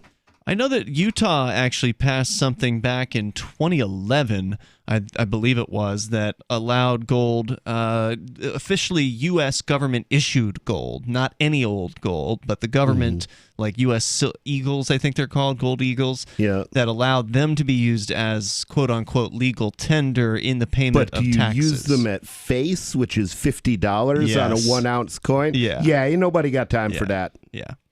And I suspect that's but what see, that's Utah is where the goldbacks are being printed, That's so correct. they've gotten deeper into it where you can go all the way down to the $1 or 1 unit goldback, which I guess is about $3.40 in currency. Correct. And- The goldback, however, the goldback is not quote-unquote legal tender in Utah because it is not issued by the federal government. It's an actual really useful form of currency, so of course Yeah. the government isn't making it. So and what they were, go for $4 or $5 out here. So. Yeah. what was this caller and David from New Mexico's problem with each other? Yeah, I didn't really know because I stepped away from the radio for a minute, but I caught a little bit of what he was saying, and he pretty much lives out in his own little world out in New Mexico, from what I do know about the guy, and he's an escapist nonconformist, from what I can tell. And I didn't even know my name was Bubba Guido until tonight, so I guess okay. that's my name. So are you the guy he was referring to? Because for listeners that don't know, our regular caller, who normally calls in this segment, David, called in the second hour of the And show. he sounded pissed. And he was referring to someone who called a radio station in Arizona, which we still aren't sure which one, but then somebody else said it was K-Talks, which is one of our affiliates. And so it's been a bit of a mystery. It's confusing. Yeah, so it's confusing. Yes, and your voice sounds that a would little be bit me, like I'm it. pretty sure. Okay. And all I was just wondering what backs up Bitcoin. And, it's good to hear you guys talk about it. It's been this mystery quotient in society for most people, even like you're saying, some people buy it and don't even know what they're buying. Yeah.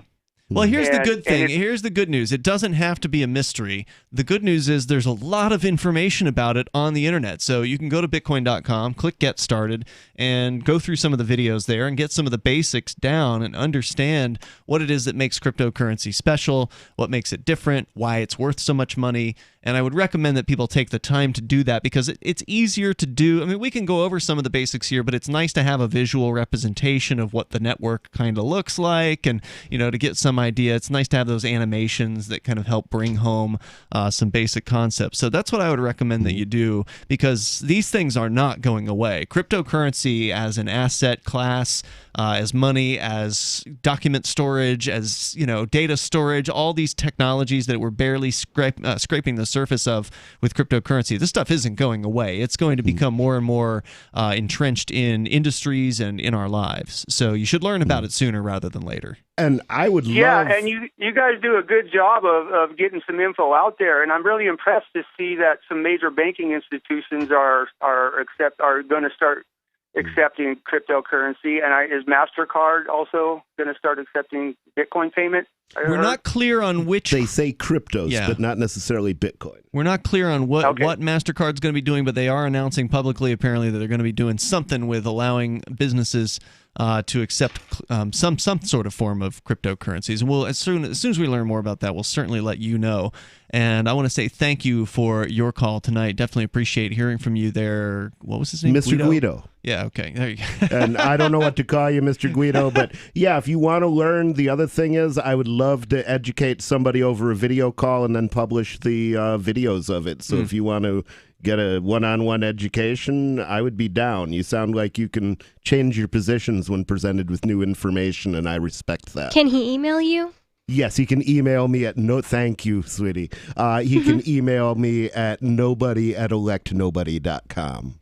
Excellent. All right. So just to wrap things up here tonight, we were talking about the dating world in this vaccine dating world where people are now only going to date I'm people. not going to that dating world. I'm going to the non-vaccine dating world. I prefer a woman who, even if I'm not looking to have kids with her, it's nice if she can. Indeed. And somebody in the chat room on our Twitch feed is saying nomaskdate.com, but I went there and there's actually nothing there. So I think he was throwing out an idea that maybe somebody should make a anti-mask dating website. Or even better, open up an anti-mask bar somewhere, and I'll come and party with you. Get strippers. Really. Meet people in person. I agree, and and hopefully we'll see that happen. I think that if that happens, it's going to need to be like a private club, because you're going to have to be able to exclude members of the government from coming in. Yeah, I would agree. And also, regulations don't apply if you're not doing business with the public. And a private club is not doing business with the public. Yeah, I hope that we get to see that happen and see what happens, because if somebody's willing to take those sorts of risks, I want to get behind that, because I think that's a great idea. So, out of time for tonight, you can join Nobody over on his website. It is electnobody.com. And nobody's not done yet with that elect. Nobody's not done yet. I've been bloodied but unbowed. And between now and tomorrow night, you can join us online anytime you want. Head on over to freetalklive.com. Join our social media site. We're competing with Twitter. We're giving you an option that is not centrally controlled by a bunch of mega corporations. Social.freetalklive.com. We'll see you there. Look, I'm sorry, but you're in for a world of pain if you use Koinomi. The reason is their wallet doesn't support payments. The solution is simple. Let them hear your voice. Message Koinomi on Twitter, it takes 5 seconds, and tell them AnyPay sent you, because they're on the fence right now, and your voice will prove that people care about using Bitcoin for payments. Go tweet at Koinomi now. Or even better, leave a review in the App Store. They really pay attention there. Thanks. There are lots of ways to listen to Free Talk Live. Our podcast has been around since podcasts began, and now the FTL feed is loaded with content besides our full show archives. Did you know that we make it easy for you to customize your podcast subscriptions? We have different feeds, one that includes only our full shows, one with just the Daily Digest, and our main feed that includes everything. You decide what you listen to. It's quick and easy to customize your feeds at feeds.freetalklive.com. That's feeds.freetalklive.com.